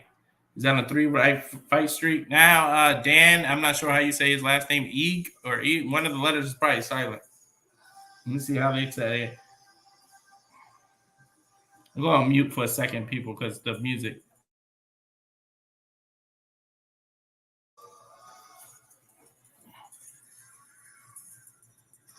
He's coming out to a DMX song, and I do not need to get monetized or demonetized. I do need to get monetized. I need more subscribers. So if you got to know somebody into MMA and into professional wrestling, I will make more videos once I can get JJ's schedule and my schedule in sync to do more of the top 10 countdowns. But it's a little difficult with me trying to move to California and viewing houses, which is why I'm out here. Me being on this 3-hour time difference. But videos will be coming soon as I can get settled.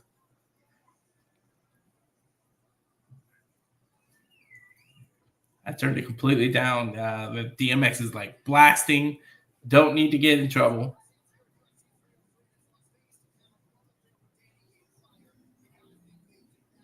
So, I mean, they're talking, but I can't hear how they pronounce his last name. So, forgive me, Dan, if you ever watch this. I don't know. He's from San Clemente, California.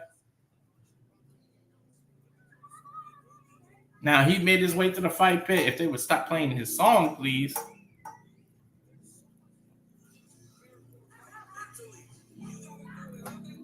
DC saying, last second fights, there's so much going into preparation. You got to mentally prepare. When he fought, I remember when DC fought Anderson Silva was a last minute opponent.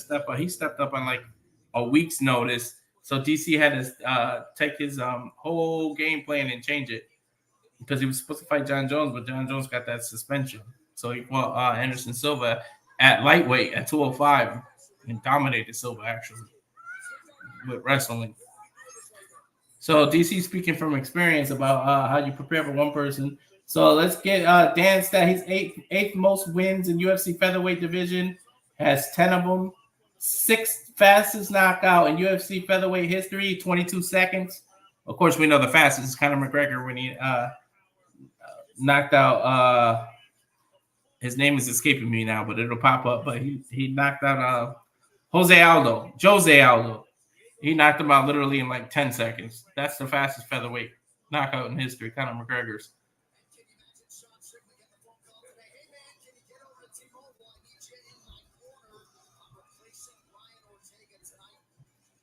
Sean Strickland is in Ian's corner. They're hugging while they're still walking around the internet. So what? The internet, the octagon. They're saying he's coming in winning 3 of his last 4. So the catch weight 165.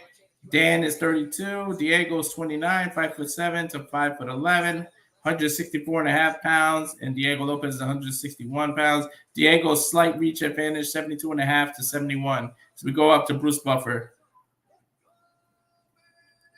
Co-main event of the evening.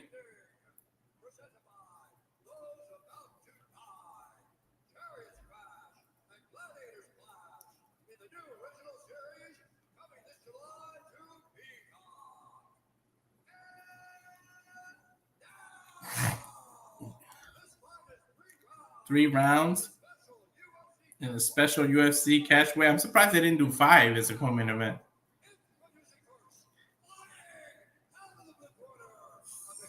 Introducing Diego Lopez first, fighting out of the blue corner. 24-6, 5'11", 155. Well, sorry, 165.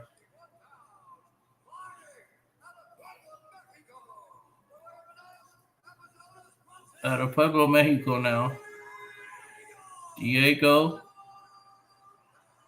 Lopez. I guess he doesn't have a nickname. I was waiting to hear this nickname.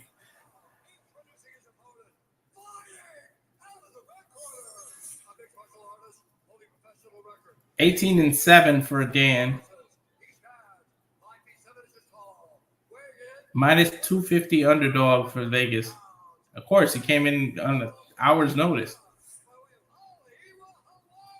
Honolulu, Hawaii.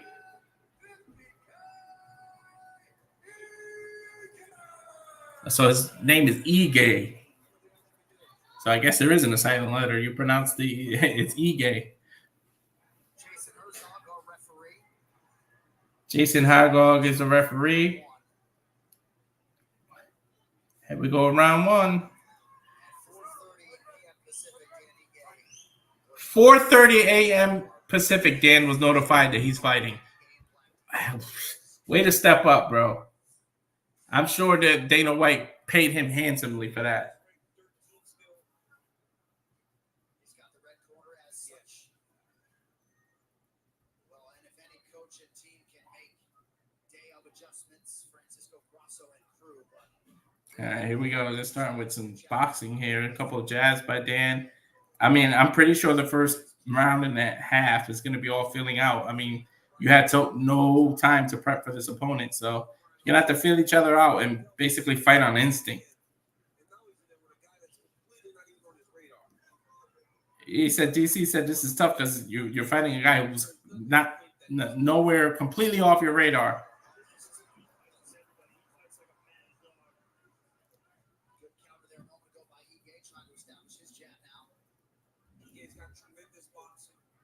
DC saying Ike has tremendous boxing.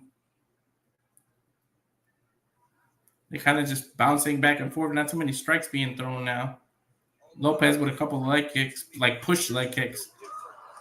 Ooh, Ige tried to come in and ended up spinning, and Lopez countered him. Lopez with the haircut and everything, and just with no mustache, kind of looks like he reminds me a lot of Dominic Mysterio.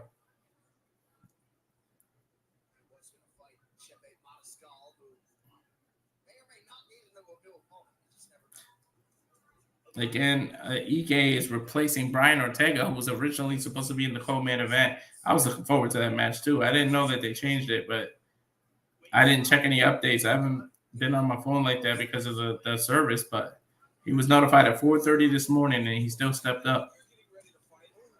Lopez with a nice combination. He rushed in. He went with a couple of right and left hands, and then he was going to finish it off with a leg kick to the head, but he just didn't throw it. Good jab to the body. I mean, hook to the body, I should say. And DC saying that's what he does every single time. Nice leg kick by Lopez. Lopez starting to open up now. I guess he was filling out the distance for the first minute and a half. Joe Rogan said he could take advantage of the small kicks. What I loved about the E-game text message was it felt like if he didn't get this opportunity, he'd be getting screwed. Not many. Lopez with a couple of left jabs. Dan Ige switching stance here. Now he's orthodox. He was fighting unorthodox. Now he's back to orthodox. And Ige's got that lead leg out right out there for if Lopez wants to take advantage of it with the kicks. Ige coming in rushing and beautiful hook by Lopez. Right hook kind of stumbles Ige. Good counter punching. Flying knee by Lopez, but the distance was too much, so he finished it. He ended up with a Superman punch at the end of it. You know, when there's a significant height advantage, people think that that it's harder for the shorter fighter to get to the taller fighter. Sometimes it's harder for the taller fighter to adjust to the height, to adjust their punches and kicks downward. So it's kind of like an advantage and disadvantage when you're the taller fighter. You have to adjust where you're swinging now. And Lopez has a significant height advantage. I think it was 3 or 4 inches.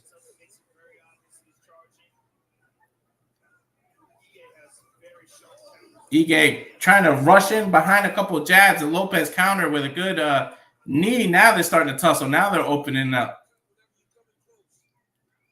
DC saying whenever you come in close, it's dangerous with Lopez. Nice push kick. They're saying Ige has never been finished. He rushed in with a takedown, but Lopez caught him in a guillotine at the same time and rolled with him. Gator roll. Oh, he's got a Darth choke and the gator roll. Oh, my God, that's deep. Oh, my God. Ige's a Brazilian Jiu-Jitsu black belt, but he is deep in this submission. There's only 9 seconds left. If Ige can hang on for 5 seconds now. Oh, he's out. He's out. Wow, what a submission by Lopez, but Ige showing heart. That just won Lopez the round. Right, that last 20 seconds right there. Ige just stole the round. And the audience gave them a round of ovation for these two. That was a beautiful round right there. That was a beautiful guillotine, and then he alligator rolled him into a Darth choke. That was beautiful. He says it's like a car crash. Ige's corner is telling him he's coming in wild. You got to get ready to counter. Said exit off and get your body in it.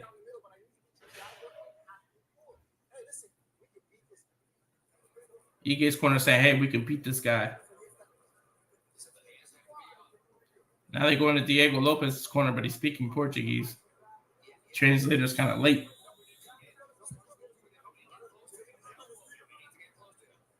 He said, we need to get close. We need to get close.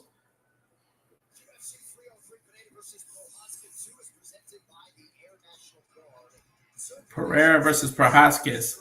Now I can see how to say his name, Prohaskis. They just said it's brought to you by Monster, so they mentioned the name. Here we go, round number 2. They touch gloves in the middle, and now both just standing here. Ige with a couple of jabs. Still, I think Ige is trying to figure out the distance as well here. Being very cautious after getting caught in that submission. That was a beautiful submission. I think he caught that with like 10 seconds left. If he had more time, he probably could have submitted Ige. Nice kick by Ige. Trying to take Diego's legs out from under him. Trying to kick his leg from under his leg, to put it in wrestling terms, for Owen Hart.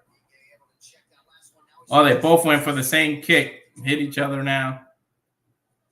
Couple of jabs by Lopez. Minute going by in round number 2. Not too much going on.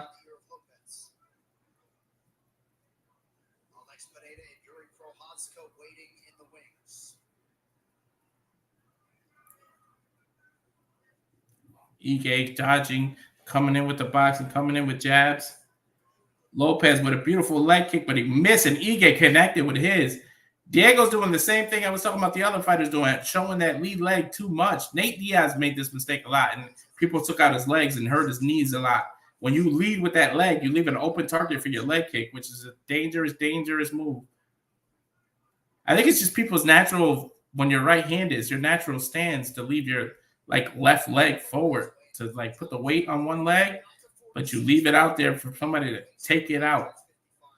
It's fine in boxing, but in MMA where there's kicks allowed and people take your legs out, Ige tried to go for a low leg kick, missed, spun all the way around, and ended up falling. He slipped, and Lopez jumped on him. Now he's riding his back. He's got the hooks in. Oh, might get a choke. Nope. Ige's fighting. Ige's fighting for wrist control. And Diego's too high on his back. Ige did a front flip to try to roll Diego off, but Diego held on tight. So right now he's riding his back, trying to put him in the choke. There you go. He's got the arm under his leg.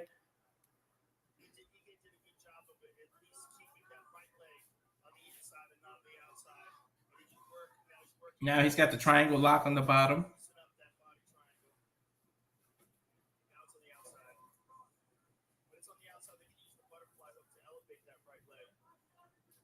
He's got a butterfly hook in. He's going for the choke. It's not quite under the chin. And Ige is doing a good job fighting for wrist control now.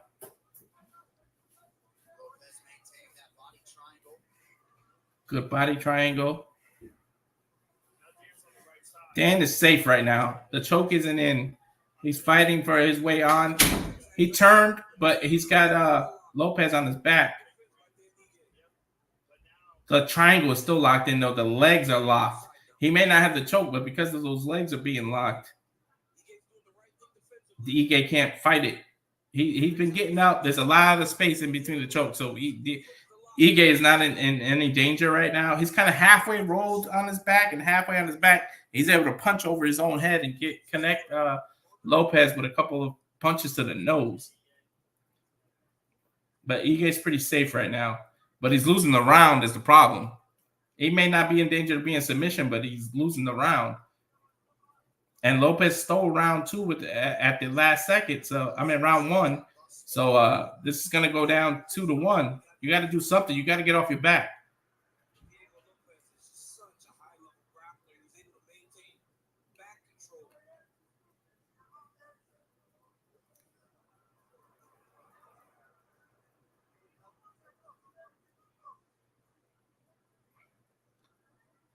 He get pretty safe right now, but he's just laying in Lopez's arms.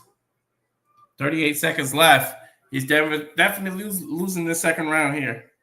Lopez starting to punch from the back. Ooh, couple of punches from Ige from the bottom. He really caught Diego Lopez right in the nose. He might have dazed Diego a little bit. Now Diego going for the choke again, but good wrist control by Ige. He's fighting hard on that bottom wrist. He can't get the choke. Lopez took a look over at the clock to see how much left.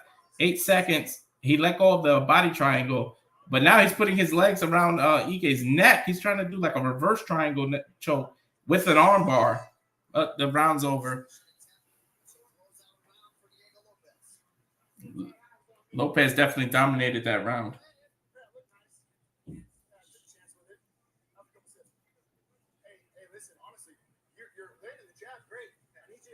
This corner saying Ike's corner saying you're evading the jab, great,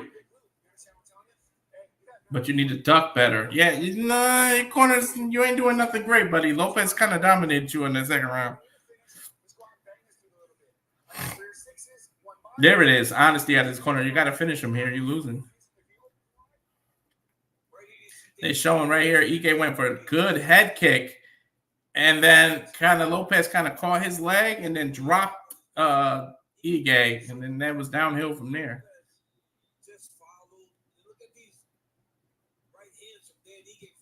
DC showing some good right hands from Ige from the bottom, which is really hard to do. That's to be on the bottom, but that doesn't look good in the judge's eyes at all.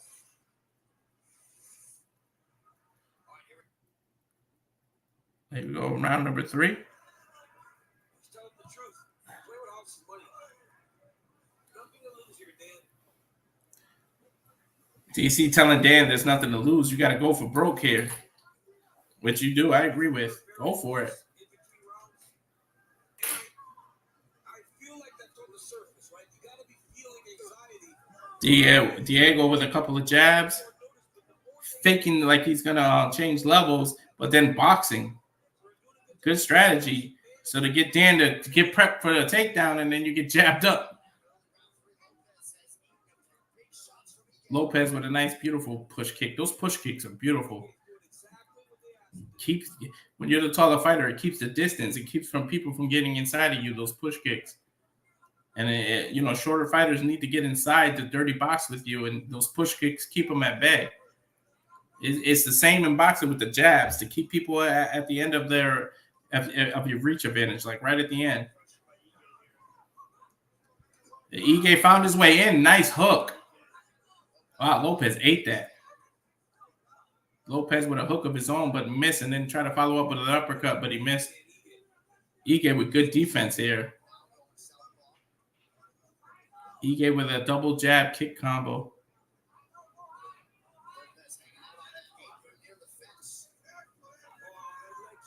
Oh, that leg kick hurt him. That leg kick hurt Lopez. Lopez immediately dropped down for a takedown. He got hurt with that leg kick. So he's trying to change the level. Good scramble. Ige not getting taken down. Ige know he hurt Lopez. He hurt Lopez with that leg kick. Lopez immediately changed levels. Like, I don't want to mess with that. Now, 2 minutes and 39 seconds left. Ige needs to go for broke. You're down 2 rounds. You need to just go for it. You hurt him with that leg kick. Go for it. Nice cross. Hook, I should say. And then an overhand right. Now he's digging at Lopez's body. That was a beautiful body shot. Oh, nice cross. Ige is starting to go for the knockout. He's trying to set up a big punch behind the jab, and Lopez immediately goes for a takedown, but a good scramble by Ige. He's got Ige on one leg hopping. And it is smart for Lopez to go for the takedown right now because those jabs were catching him. If he can, DC pointing out that if he can find a way to take this takedown, he won round 3, but he's down 2 rounds to 1. Unless you can see it as a 10-8 round. Lopez is kind of halfway on Ige's back, but Ige's beautiful wrist control He slid Lopez off his back, and now Lopez is on the bottom, and Ige jumped down with some good ground and pound, taking his body down, working the body, and then go up to the top of the head. He's in Lopez's full guard. Ige just trying to chip away, kind of like what Chael was doing to Anderson Silva when he was on the bottom with those body shots, a couple of light body shots, and then when you move your hand down to block the body, they go for the head. That's what Ige is doing to Lopez now, but not much is happening from the bottom. But Lopez seems like he might think he has it in the bag, and he's just kind of holding from the bottom. Lopez posturing up, though. He's trying to posture up, and Lopez brings Ige right back into his guard. You don't want him to posture up and be able to ground and pound. Lopez smart and fighting smart, I should say. Couple of jabs.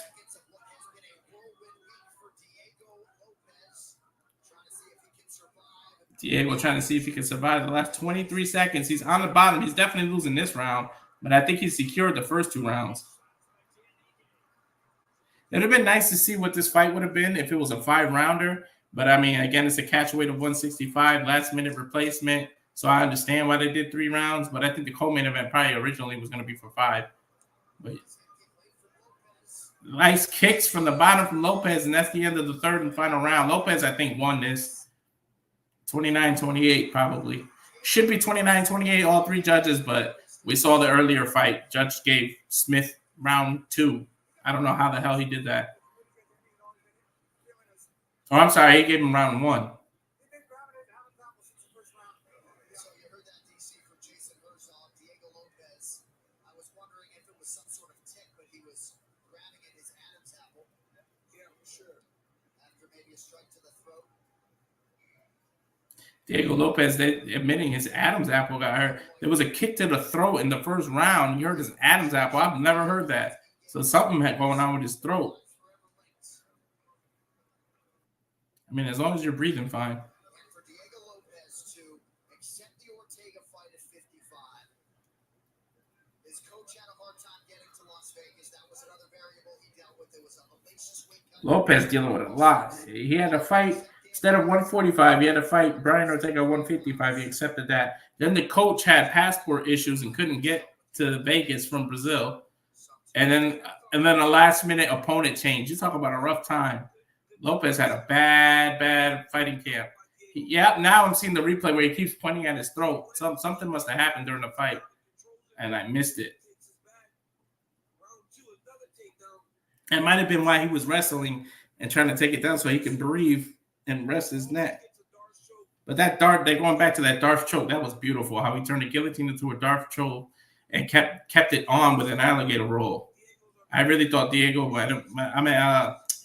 was going to tap out, but he didn't because there was only 10 seconds left. They're showing Ige with the boxing, but I think Ige lost this one. We're going to go to the scorecards. We're giving it to Bruce Buffer now. I think the scorecards are tallied. Let's see what they go with.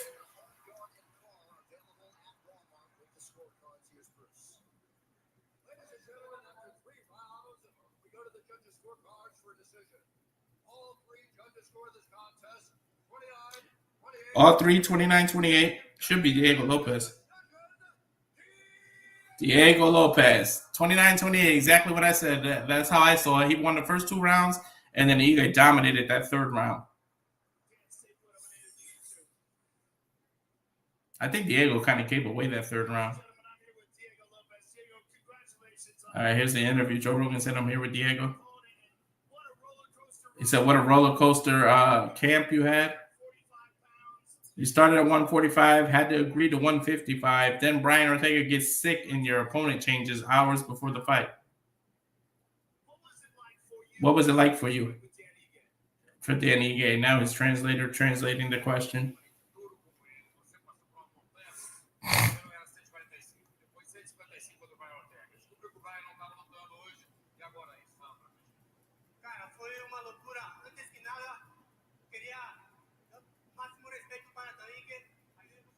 He said, primero que nada, quiero give Ige. I think he's giving praise to his opponent. I can understand some Portuguese from being able to speak Spanish, so I think he just gave Ige props at first. Exactly. Now it's being translated. Not many guys take a last-second fight, so I want to give a shout-out to Ige. He never answered the question. Fighters never answer a direct question. If Joe Rogan repeating it, what was it like for this roller coaster ride?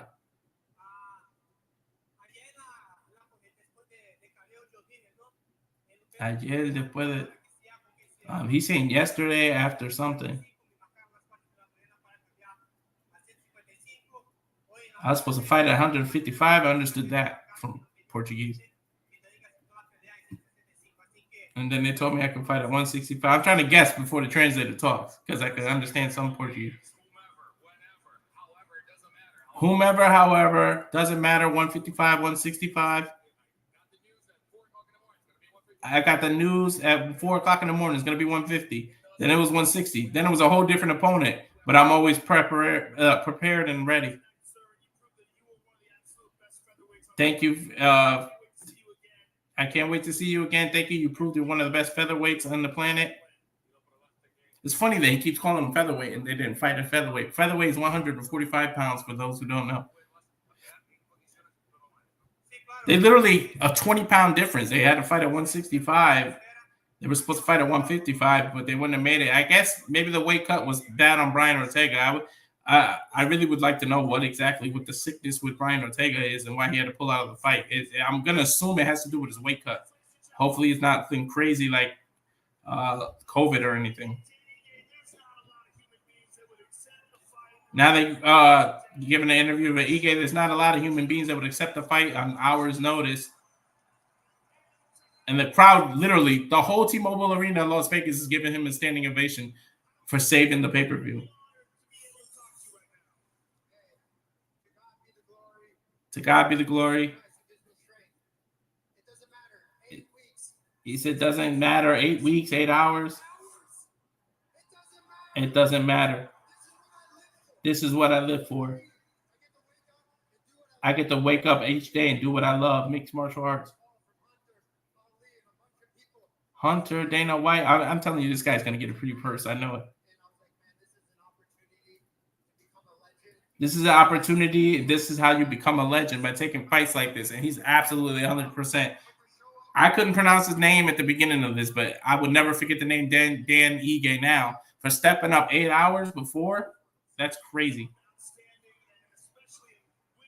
Joe Rogan saying it's outstanding, especially in winning and fighting so close.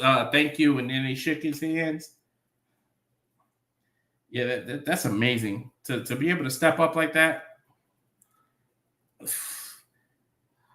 He saved the pay-per-view, and Dana is going to, or he should, and hopefully he does, reward him handsomely.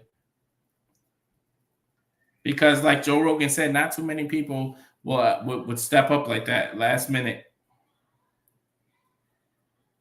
And they're showing a commercial again for Bahal Muhammad and Leon Edwards, UFC 304, which is July 27th. That's the next watch along here on the Rage of Wrestling YouTube channel and on Twitter.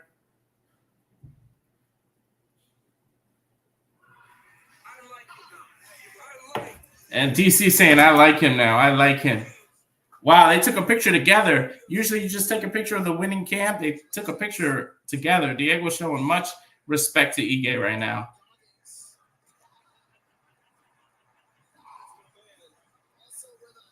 Max Crosby, pro boxer. Now they're showing Gilbert Burns. They're doing crowd shots now. Chuck Liddell, UFC legend. Man, he really put UFC on the back. He carried the lightweight division. And who can forget his rivalries with Tito Ortiz? Now they're showing Pereira versus Yuri, brought to you by EA Sports UFC 5. Man, that's some realistic graphics, man. UFC 5 purchase Ultimate Edition and receive Muhammad Ali in the Prime series. They're showing some locker room shots of the champ, Pereira now. 9th fight in UFC history to earn the title in 2 divisions. 9th fighter, middleweight and light heavyweight. Wins over 5 former undisputed champions Pereira has. Now they're showing Yuri's corner, the former UFC lightweight champion. 34-1. 23 first round finishes. So he's dangerous. But again, does Pereira own his heart, though? Because Pereira beat Yuri to become the light heavyweight champion and in 1 round. So will history repeat itself, or has Yuri learned? Now they're going to a commercial of the new Twister. I guess they're remaking Twister in 2024. I don't know what's up with all these remakes of movies. But as they go into commercial, again, I'm going to go to a short one here and show everybody who on the Jeff Meacham Network how you can follow us here. So this is just a short video of all the people you can follow, all the social media. Again, they're doing open mic night right now over on Casa de 18 Studios and the Jeff Meacham Network, and on Twitter, on Facebook. So right after that, I'll be joining them. I'm not sure what the topics right now. They didn't really have topics, but that's going on right now, and I'm going to join short after this main event here coming up. But just a short commercial on how you can follow us all on social media here.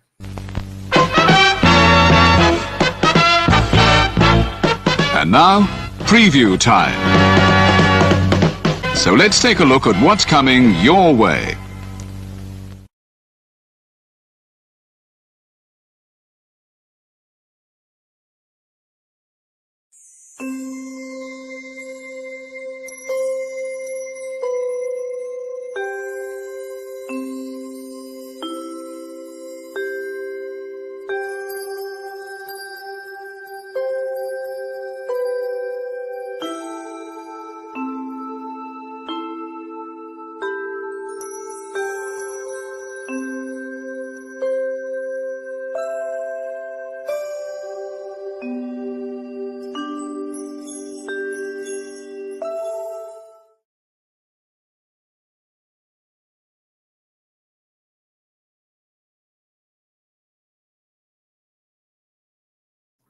And we're back again. I'd like to thank everybody who's watching on Twitter and on my YouTube channel at Rachel Wrestling.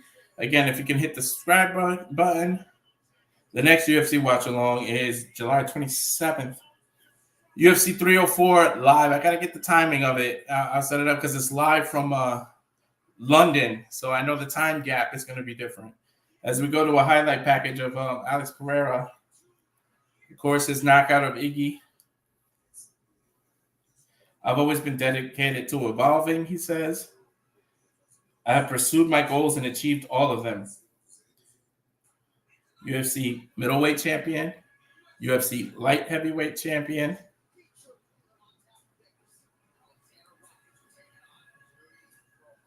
They're showing the highlights of the first time that they fought now.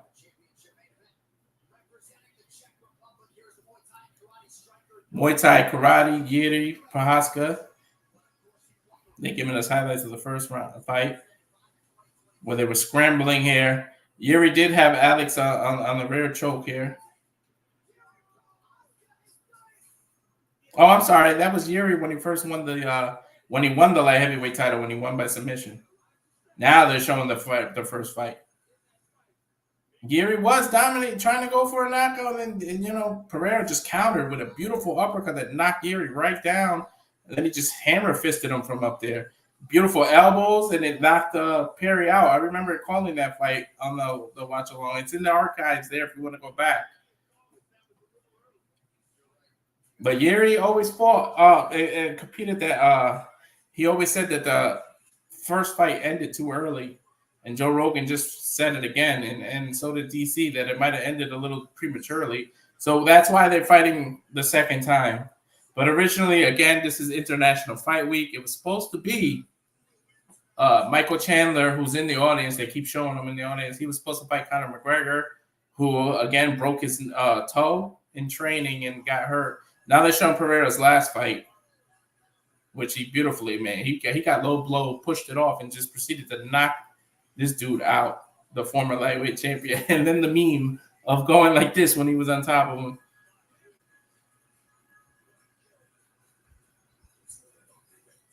Yuri talking about it. I'm the better fighter. Oh, I'm a better fighter than I was the first time.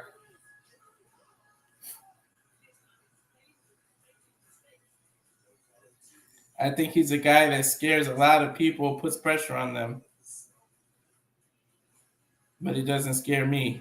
But with the training I did, what I've been doing, he's speaking Portuguese. I'm waiting for the translation. Oh, sorry, Polish. He's speaking Polish.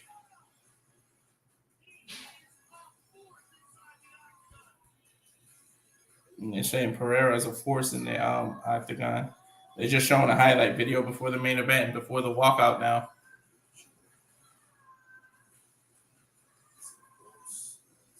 If it's by points, knockout, or submission, I'll leave there with a win regardless. I want my belt back, is what Yuri is saying. As we go now to Yuri's entrance.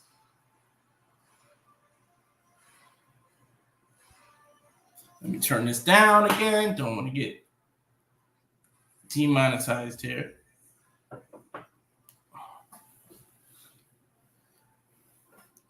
Again, Yuri Prohaska. Hopefully I said it right this time. Not to offend any other Polish people out there.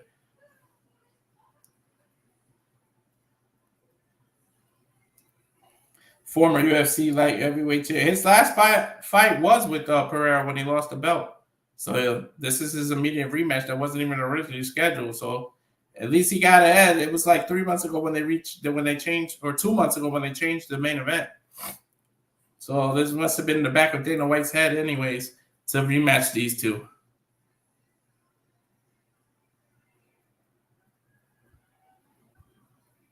Yuri's the first to walk out here. One of the best strikers in the UFC, Joe Rogan said.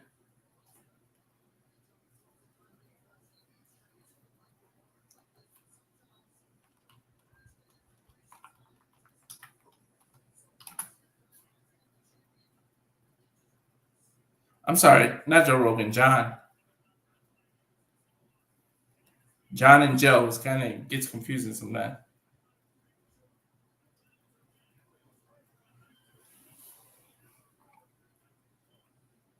They showed a stat I was trying to tell you guys, but it disappeared too fast. And I turned it way down now. I could barely hear any comments I do, but I don't need to get any kind of issues with the music playing in the background. Now he made it his way to the fighter's pit. And you know what? It's funny that I keep calling it that. And if somebody could just tell me what it's called, because they never say it. Like in the UFC pay-per-view, they never say where he's standing. They never tell you what it's called. But now he's getting the Vaseline on his face, getting checked, smiles, so he has the mouthpiece in the cup. But he's the former UFC lightweight champion, finished 29 of 30 wins.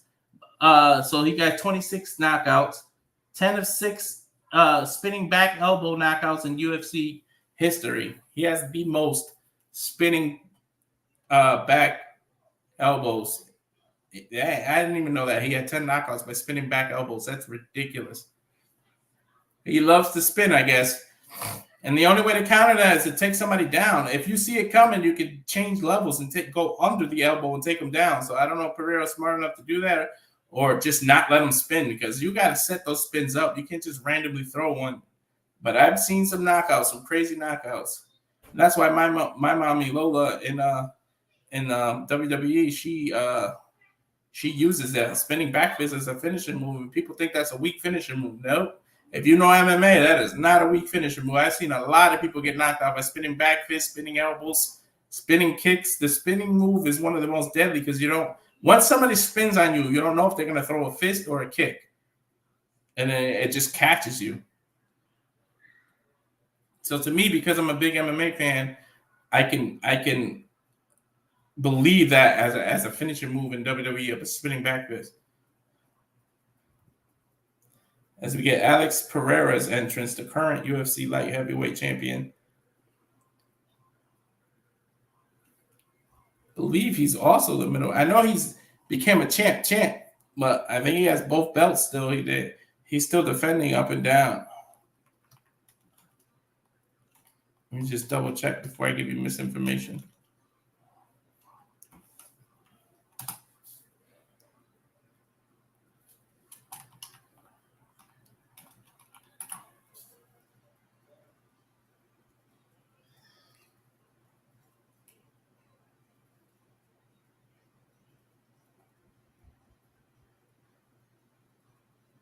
Oh no, oh yeah, that's right. It's Duplessis is the middleweight champion. I forgot, because Iggy's fighting Duplessis to see who's a real African champ. That's right. And you have to slow. Alex looks right. He looks jacked. He looked more than 205. Alex looks crazy. He's doing that. Bouncing, that's how he's walking to the octagon. He's pretty much marching, but he's joking right now, but at the same time he looks serious. So I'm looking forward to once this bell rings. There's the traditional arrow that he does that Iggy stole when Iggy knocked him out. There he is. He screams going into the fighter's pit now.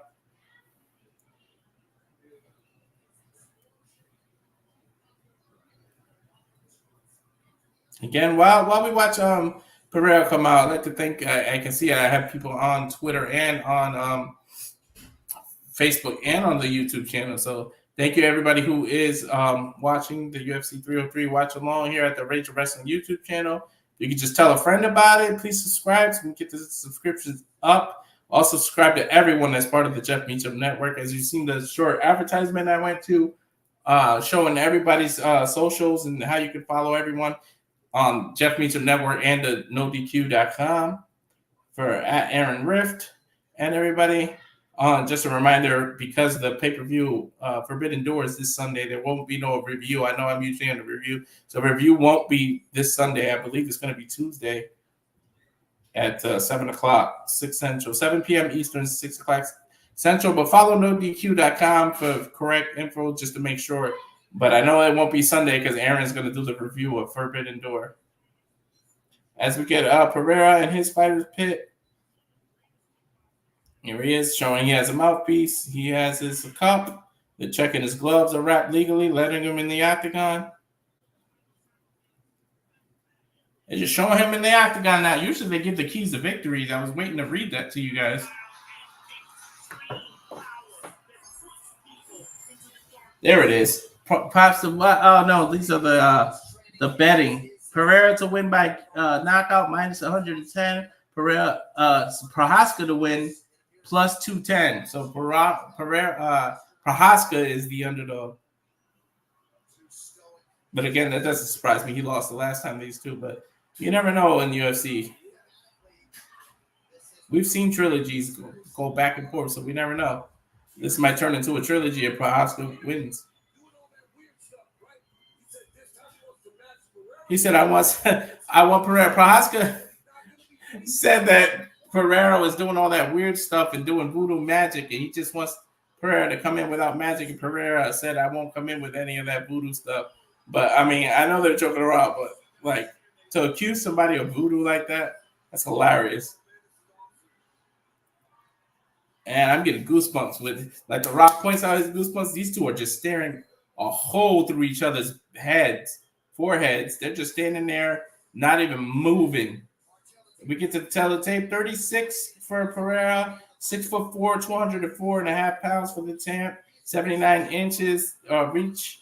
31 for Pereira, 6'3". For Prohaska, 6'3", 204.5. So same weight, but he enjoys a 1-inch reach advantage of 80 inches for the reach. As we go to Bruce Buffer for not the final time because he's going to announce the winner, but for the main event.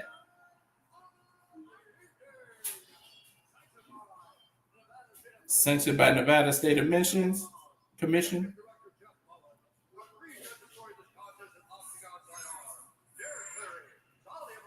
He's announcing the 3 judges.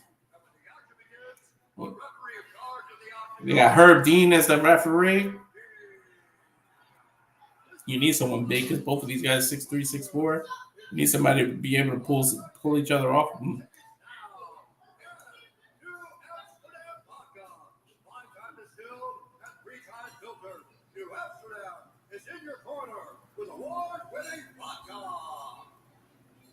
And now, 5 rounds for the undisputed UFC light heavyweight championship. Here we go, baby. What you've all been waiting for. The T-Mobile Arena in Las Vegas, Nevada. Las Vegas, home of WrestleMania 41, which will have a big Jeff Meacham Network presence next year. Here we go. It's time.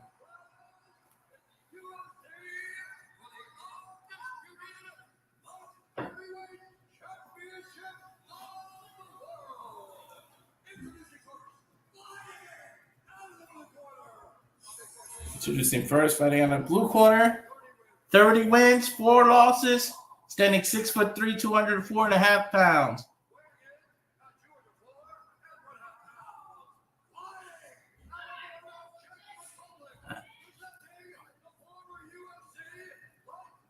Man, this dude, if looks could kill,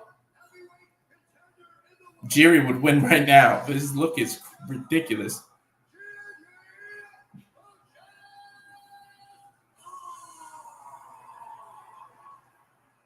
They are staring literally a hole in each other. I can't wait till they let these two meet in the middle. Kickboxer 10-2, 6'4". The champ 204.5 pounds. Fighting out of Danbury, Connecticut, which a lot of the Brazilian jiu-jitsu fight out of now. By way of Sao Paulo, Brazil. Reigning, defending, undisputed UFC light heavyweight champion.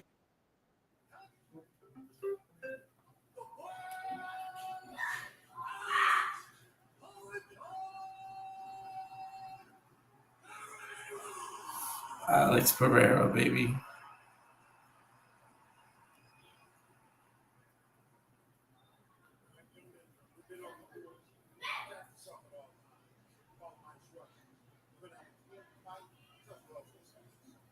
They touching gloves in the middle.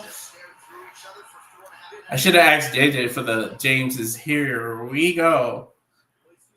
Because this is it. Release the hounds, baby. Yeah, it's funny. I said release the hounds, and DC said these two are standing like dogs.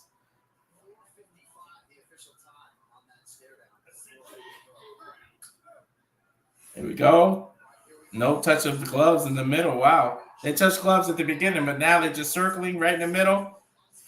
Pereira in his traditional kickboxer stance. Prohashka is switching back and forth. Pereira with the first strike. A nice leg kick. And again, Prohashka's with that lead kick, that lead foot. Now, Pereira does the same thing, but with kickboxing, but he switches stance a lot. Now they're both fighting conventional. I don't think Pereira liked that kick because he switched to conventional immediately. Couple of jabs by Pereira. And DC pointing out that he thought about the level change. Another kick by Pereira. Obviously, he's a kickboxer. He's going to go kick heavy. But Yuri with a couple of fake kicks to get inside and then jab. But they're still at a little distance from each other. A couple of leg kicks by Pereira now. It's just filling each other out. Pereira with a good front kick.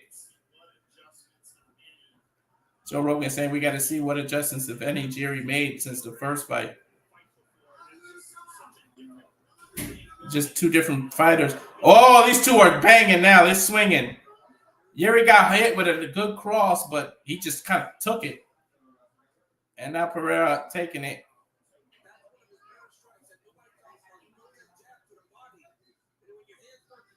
Couple of jabs to the body. Ooh, Yuri with a good. Oh, he came in rushing and caught Pereira. Pereira caught him back, though. Good cross by Pereira. Now working in the kicks. Joe Rogan pointing out that hurt him. It did hurt Pereira, but he fought right back. Good fight. But you got to be careful. When you're rushing in like that, you can get caught with anything because you leave yourself open. I've seen plenty of people rush in and get laid out flat. And DC saying he's wondering if one lands clean, will this fight be done? These are two big guys, man. 6'4", 6'5", or 6'3" and 6'4". Both built. Ooh, beautiful kick. I don't know if you guys can hear that in the mic, but that was a huge body kick by Pereira right in the ribs of Yuri. Yuri ate it, though. He ate it.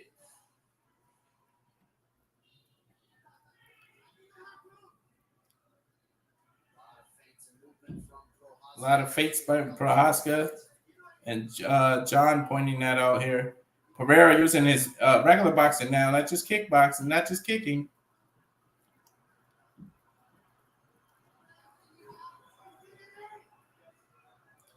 Yuri with a couple of front kicks. Alex with a beautiful cross. It stunned Yuri. Yuri almost went down. But now Yuri with a level tag, he's hugging Pereira, trying to back him into the cage. I don't know if he's going to try to take him down, but he's pushing him against the cage. DC said last time he took him down, he did a really good job of mixing his wrestling. Now Pereira doing a good job. He's literally jabbing the thigh of Yuri while he's pushing him back, trying to take the legs out from him so he can't, because we know when you do a level change and you take him down, it's all leg power. If you take that away from him, it's not as easy to pick you up and take you down. Pereira doing a beautiful job of that. Now they're struggling against the cage, wrestling for position. Now Pereira is leaning on Yuri's left shoulder. If Yuri uses the shoulder tactic that a lot of people use, that Conor McGregor won a fight behind the shoulder, he could really get Pereira, but he's not going for that shoulder blow. They're just wrestling for position and wrist. They're fighting for wrist control. But Pereira's back is against the cage, and Yuri's on top pushing him. But they're both standing up. They're kind of just wrestling for position. Nobody's in danger right now. A couple of good knees by Yuri. Another a response by Pereira with his own knee. Pereira gets out of the corner and they meet each other back in the middle of the octagon. Good head kick by Pereira. Barely caught Yuri.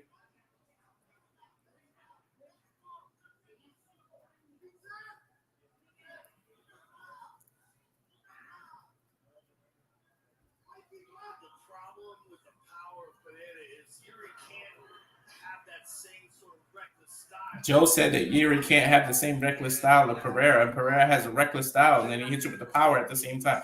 Beautiful leg sweep by Pereira. And Joe pointing out that Pereira already hurt Yuri's leg. They're both going for jabs. Oh! Ooh, knocked down by Pereira.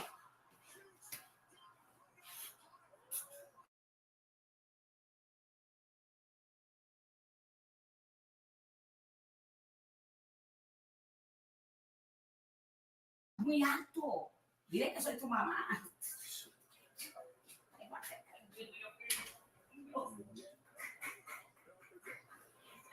Pereira with a good cross. That was my mother, by the way. But Pereira cross right at the end of the round and knocked Yuri right down. It wasn't a knockout, but man, Yuri left his foot. Wow. It looked like the light shut down on him for a second. Yeah, DC pointing out that he got his bell rung. Yeah, his eyes literally rolled back in his head. My brother coming in. That's my brother from the last stream. Yeah, I remember. He's coming in to watch the UFC now. Oh! Right at the, oh, that was a replay.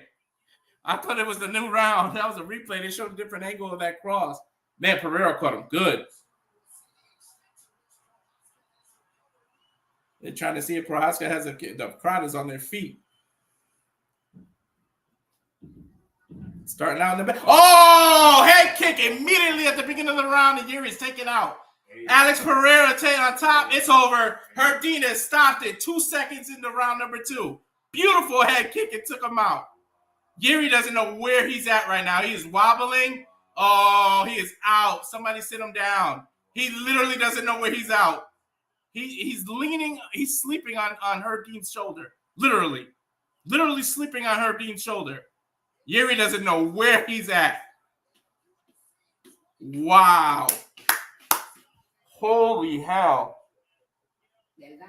DC jumping around.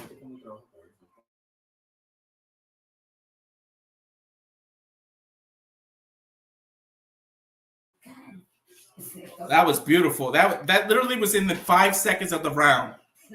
I want to see the official time now.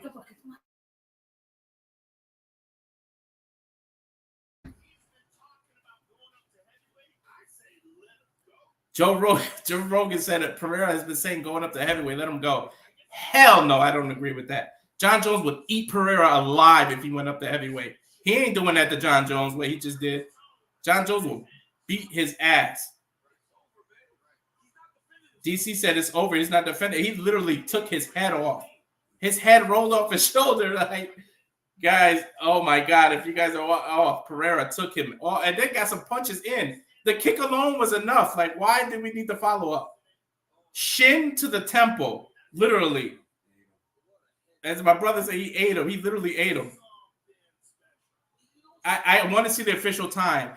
UFC rounds are 5 minutes. I think he knocked him out in 4 seconds. It had to be at least 4 minutes and 53 seconds or something, 7 seconds maybe, because they let him with the follow-ups. But he knocked him out literally. As soon as the bell rung, he hit him with a high head kick and knocked him out.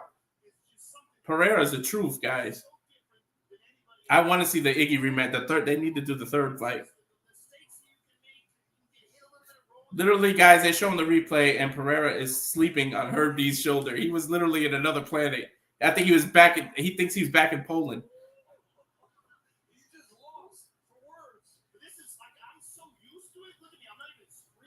2 seconds. I want to see the official times.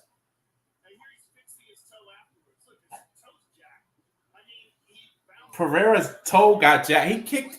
He kicked Pereira so Alex Pereira kicked Prohaska so hard that he broke his own toe. Like, they just literally showed Alex Pereira fixing his own toe. He popped his toe back into place. That is ridiculous. Oh my God. Ouch. They keep showing the replay, and it's like cringing. Pereira broke his own foot against the temple of Yuri. That's how hard he kicked him.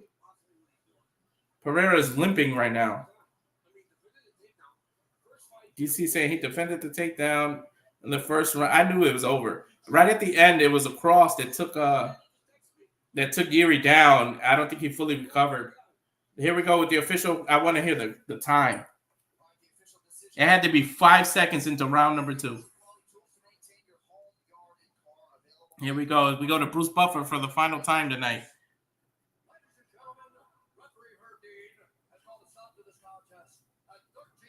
13 seconds in round number 2. And that's only because they let him hit follow-up punches. And still, that's knockout of the night because there was no knockouts in any of the other fights. Man, Yuri still doesn't know where he is. He just hugged Pereira to show good sportsmanship and really doesn't even know where he's at. I'm here with the winner and still champion, Alex. As Joe Rogan giving him the interview. On short notice, you came in for a rematch. It couldn't have gone better for you. As it translates to Portuguese for him.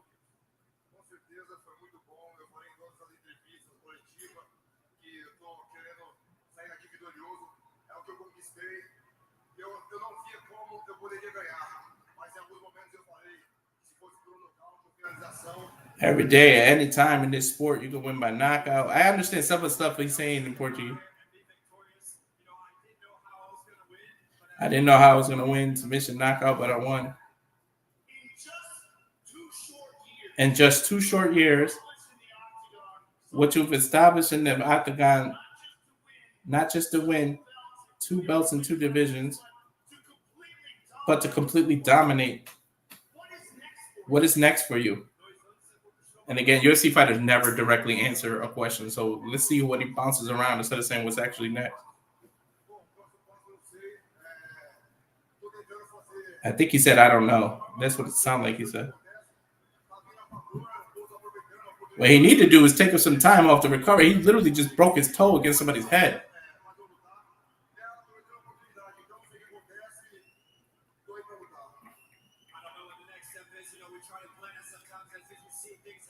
I don't know what's next. We try to fight. We see things happen. Whatever opportunity comes my way, positive. I'm here to put on these great performances, so he don't know what's next. He said you potentially stated you move up to heavyweight. This is just Walter, Razor Wrestling's opinion. Don't go up to heavyweight. You don't want to deal. You may be 6'3", 205, but you're going to be fighting 250, 255 people. John Jones will eat Alex Pereira alive.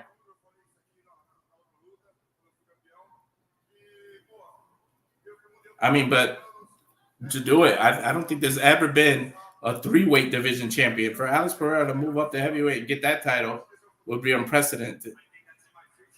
He said he thinks it's in his future. There seems to be not too much interest in the organization on me as a heavyweight, he said. Joe Rogan said, I'd love to see the world. The world would love to see you do it, though.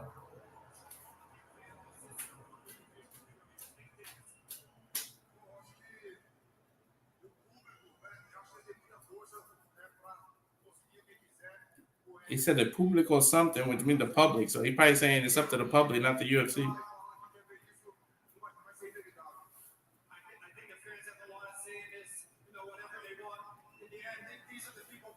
Whatever they want, these are the people that's paying for it. And I give them what they want. Hey, Rogan lifted up the mic and said, is that what people want? T-Mobile Arena went crazy.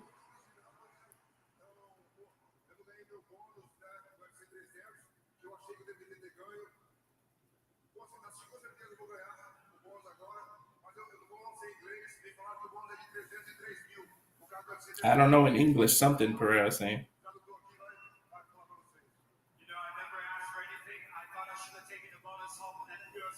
I never asked for anything. I thought I should take the bonus in UFC 300, but I think I got the bonus here. In 303, he definitely deserves it. Knockout of the night. He literally took Yuri's head off, people.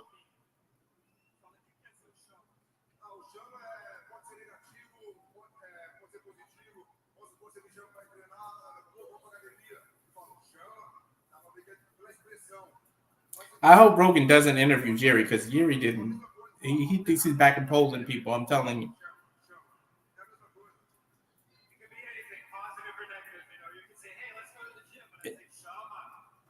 It could be anything positive or negative. You can say, let's go to the gym, and I'll say, sure, man. Joe Rogan saying, listen, congratulations. Ladies and gentlemen, a round of applause for your UFC light heavyweight champion. Man, Pereira, any doubters, he's proven them wrong. That's the second time he knocked Yuri out. The first time they tried to say he's a fluke. UFC Bud Light, the UFC 303 brought to you by Bud Light. They're doing the corner, the picture. Joe Rogan jumping in the middle.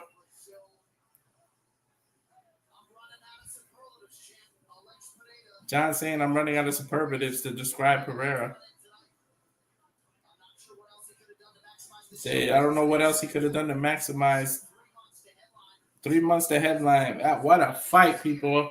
UFC 303 in the books. Pereira with a head kick knockout. That's going to be talked about until the next one, though. UFC can pretty much, you could do something so amazing, and then the next pay-per-view, somebody does it, and you stop talking about it. And I just realized that whole time I still had the wrong banner up.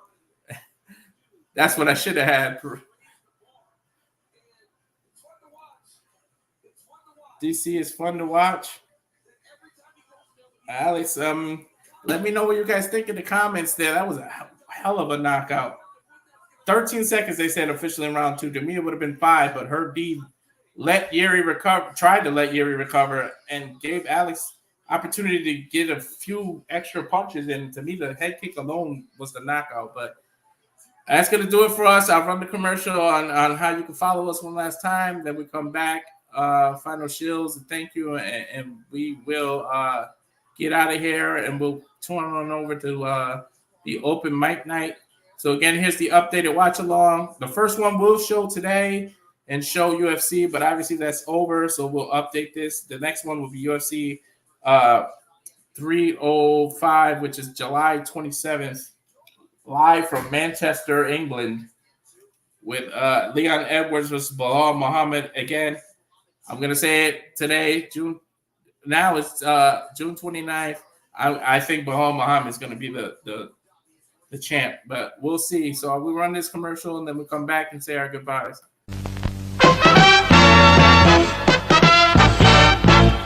And now, preview time. So let's take a look at what's coming your way.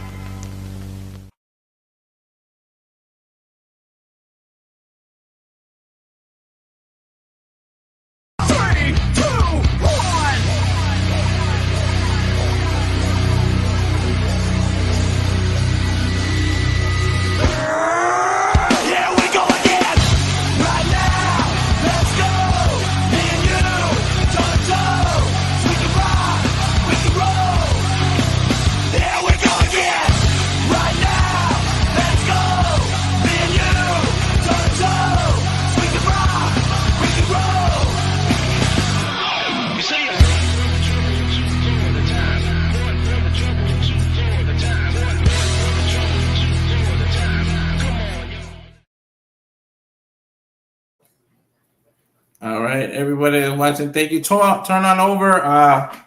We're going to the open mic night, the Saturday night shenanigans. Yeah. So the normal Saturday night shenanigans. So thank you again, and please subscribe to the Rage of Wrestling YouTube. Thank you for everything and watching UFC 303. Another one in the book says Pereira is still your light heavyweight champion. Let me know what you guys think in the comments. Again, thank you, and have a great night.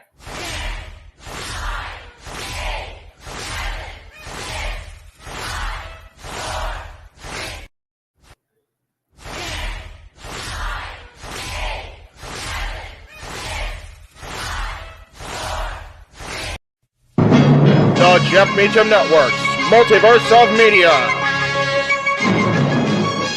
For over 15 years, the recognized symbol of excellence and the standard bearer in coverage of sports and entertainment.